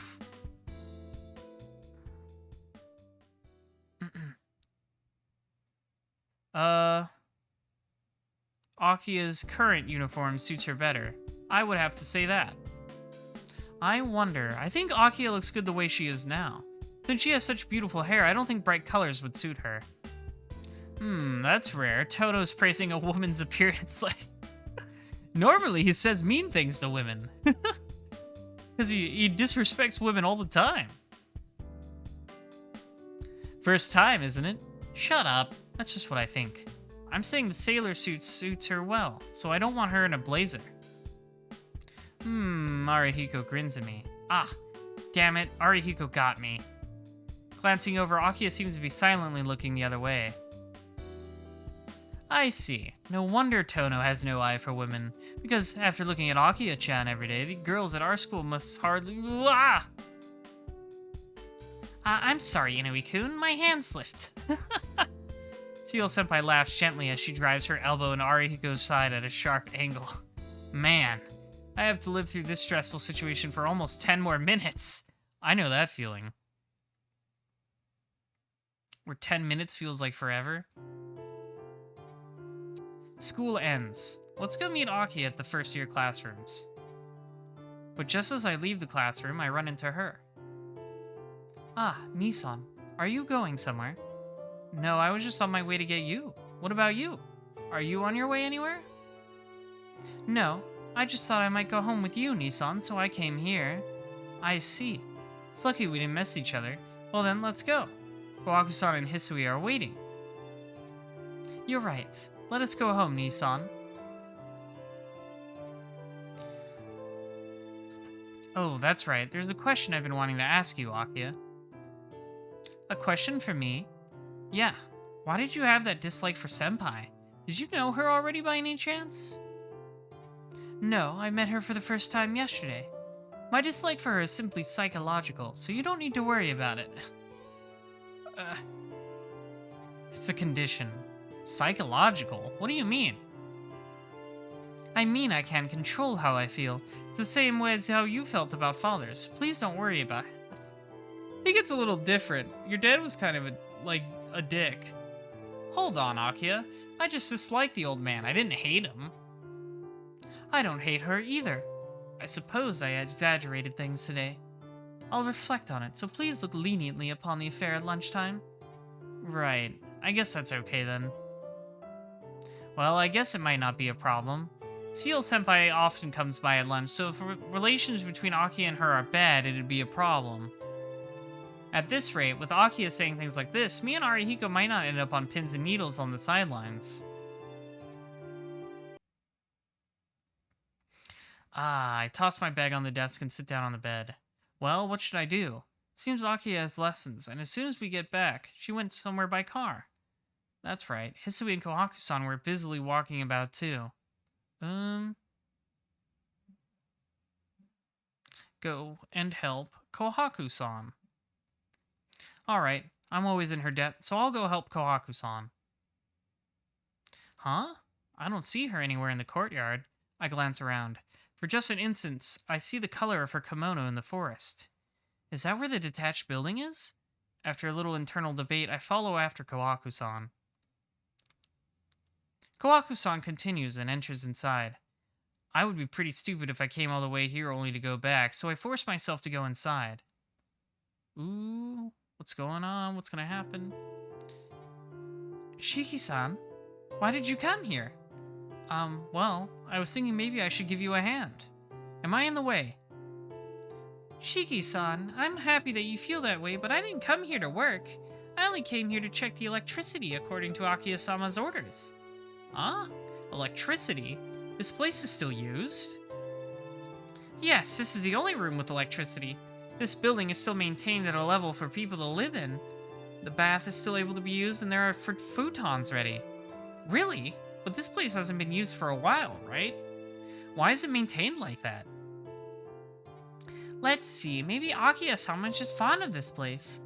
A long time ago, this was where Makihisa-sama's adopted child used to live. Huh? Makihisa, my old man, adopted child? A long time ago? Wait a sec, Kohaku-san. Whoops. My old man adopted a child? Oh, you don't remember? About 10 years ago, he brought a child here. His parents both died in an accident, so he adopted the child. Oh, we're just jumping straight into this, huh? This stuff we only found out at the end of Seal's Route. That happened? Yes, but 2 years later, the child passed away. It was a trivial accident, but a lot of the servants began to say that the Tono family was cursed. Wait a minute. Something about her words seems scary. Just hearing them, my vision starts to warp. It's like the whole room is made entirely of dissolving sugar. Kohaku-san, a child adopted 10 years ago. 2 years later, the child died. In other words, 8 years ago. That's when I had my accident and was sent to the hospital. Ah, we're back here. Accident. What kind of accident was it? An accident that seriously wounded me. An accident that the adopted child was killed in? A hot summer day. I can't remember. All I know is at the time, my arms seemed to be soaked in blood. Kohaku-san, you said cursed? No, it isn't anything important. It's just that a lot of the members of the Tono family have died young. That seems a little important. Such as an accident, or suicide, or illness, a curse that does not allow them a natural death. Well, that was the rumor anyway. Suicide, what? Yes, whatever the case, the members of the Tono family, mostly male, carried some mental illnesses and committed suicide when they became adults. These are just stubborn rumors, but it is said some of them were murderers before the war. She must mean World War II. Mental illness? Murderers? Such as seeing dreams of killing people every night? Such as feeling a sense of longing as I see dreams of killing people every night? Kohaku-san, that... Oh, I'm very sorry. Those are just dark rumors about the Tono family. No, that's fine. It's okay. Could you tell me in more detail, Kohaku-san? I do not mind, but I do not necessarily know all the details. Just that, well, Makihisa-sama did have that kind of air about him. My old man did? Blurring. My vision whirls around. Yes, I took care of Makihisa-sama's condition 2 years before he passed away. While you were living with the Arima family, Makihisa-sama would become very depressed, and I would have to prepare his medicine to calm him. Medicine to calm him. Was my old man that bad, Kohaku-san? Yes. It would not be uncommon for him to walk into the garden at night and kill the dogs and cats, or to hurt his own body. Okay. What is this? That's pretty much crazy. As crazy as I am in my dreams. No, that is backwards. Am I crazy just like my old man? Hmm. Shiki-san! I hear Kawaku-san's voice. I don't know when it happened, but I'm on my knees on the tatami floor. Shiki-san, you look terrible. If you are feeling poorly, you should rest in your room. Kawaku-san says this as she grabs my shoulder. With her help, I can stand. Yeah, I'm fine, so I'm somehow able to focus again. But I am still dizzy. In the red and white swirl of my vision, white. Kohaku-san's terribly warm-looking neck. Ugh, how captivating. If my body could move properly, I would seize Kohaku's body and... The black vision from my anemia all of a sudden turns deep red. Kohaku's white neck. Last night's crimson dream. The nighttime killings. Painful pleasure as if my heart would rip itself out. Gah! Unable to bear it, I pull away from Kohaku-san. Shiki-san? No, I'm fine, so leave me alone. That won't do. If you collapse here, Akiya-sama will get very angry. In the first place, you look like you're in a lot of pain. That expression's really cute, with her wagging her finger. Kohaku-san says this and draws closer. This isn't good. It's scary. If she comes within reach of my hands, I'm afraid I don't know what I'll do. I'm fine, just leave me alone, Kohaku-san. I can't. Shiki-san, please calm down. Please, stop. It's dangerous if you come near me. I told you not to come near me. Why? Why won't this woman listen to me? Why? Why are you getting in my way? Why are you like this, not doing what I want you to? Shut up! Don't you understand I'm telling you to get away, Kohaku? Kya! Thud, a thick sound. Kohaku-san slams into the wall, her face distorting in pain. Ah! Her expression causes my sanity to return. The dizziness fades quickly. After just a moment, all dizziness disappears, leaving only a feeling of guilt. Sorry. What was I... It's okay. Please do not worry about it.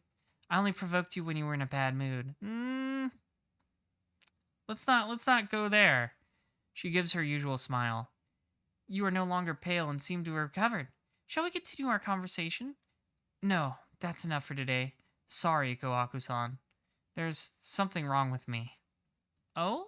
You are a man, so I don't think it is unnatural to be a little rough. Let's not do that sort of thing. In fact, I think you're usually too calm, Chiki-san. She says that, smiling. Seeing that smile makes my chest hurt. Kohaku-san trusts me. But what I was about to do to her just earlier? Like you say, Kohaku-san, I'll go back to my room. I really am sorry about earlier. I say this and run away.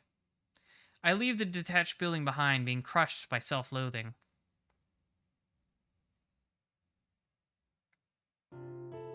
After dinner, I return to my room. I collapse on my bed and remember Kohaku-san's face. I don't understand why I felt that way and why I did that. Back then, looking at Kohaku-san's neck, I was lusting. Just like in the last night's dream, I wanted to bite into her neck. But I can't even think about that right now. Last night's dream and myself a while ago, I feel like there's someone inside me that isn't me. I wonder who it could be. I touch my neck. Those who are bitten by a vampire become vampires in turn, they say. That's stupid. I'm walking around in the daytime after all. Yes, it's impossible. It was just dizziness and my fading consciousness contributing to the imagination. What happened with you Mizuka is burnt into my mind, so I think I just remember it when I suffer from anemia. Like Kohaku-san said, maybe I'm just tired. Perhaps. I should hurry up and get to sleep and rest my tired body. Nap time. Hot. Hot. Super hot. My body, once aroused, can't be calmed with something like sleep. So, tonight too, I shall relieve my thirst. It seems I went into town at night. It seems like I'm waiting with bloodshot eyes for someone to pass by. Again. Suddenly, I see a face reflected in the window. The eyes are bloodshot and the face looks quite insane. This dream, again. It seems I found my prey. I bring it down without a chance to scream, without it even realizing it has died. I'm seeing this nightmare again. taking the dead body and the sound of biting into the throat. A gurgling sound, drinking the blood flowing out of the rendered neck. My thirst is quenched. The same scene as last night. Getting bored with just blood, I take the hand of the dead body and bite off the fingers one by one. Ugh, gross. The same scene as last night. Getting bored with just the fingers, I take the limbs of the dead body and bite them off one by one. The same scene as last night. Then, an obstruction appears. I throw the dead body aside and jump. Someone is watching me. Is it different from last night? Something like a vast nail is flying through the air. To dodge it, I leap aside. I run up the side of a building and jump from rooftop to rooftop. The figure in black chases the vampire. From rooftop to rooftop, from shadow to shadow, the figure follows. It can't be helped. It can't be helped, it murmurs. And tonight's meal ended. That was probably CL, right? Doing her vampire hunting. Okay. So I'm sorry it's been another slightly unusually short Tsukihime stream. I usually go for about twice as long as this, but it's been another very long week for me, and I'm very tired, and I need my beauty rest. So I do think we made good progress into Akia's route tonight. We learned some things. So we're delving deeper into the Tono family lore, which is kind of what I was hoping for. Besides Akiya, it's kind of funny. We learned a lot about Yumizuki last week, and then she kind of just died. Unless she comes back somehow, she could. But it seems like she's just gone forever now, and that's kind of funny. But yeah, we'll play more next week. We'll read more next week. I'm excited to learn more, and this route hasn't been as terrible as I had dreaded it would be so far, mostly because there's a lot more people in it than just Akiya. So yeah, thank you for watching, everybody. And I think what we're gonna do is let me see if it's still going. Yeah, Serena Penguina is running a multi-type Lumina tournament, so it's a good segue. And you should go check it out. There's a lot of great players playing in there. So thank you everybody for watching, and I'll see you tomorrow with my own Melty stream. Good night, everybody.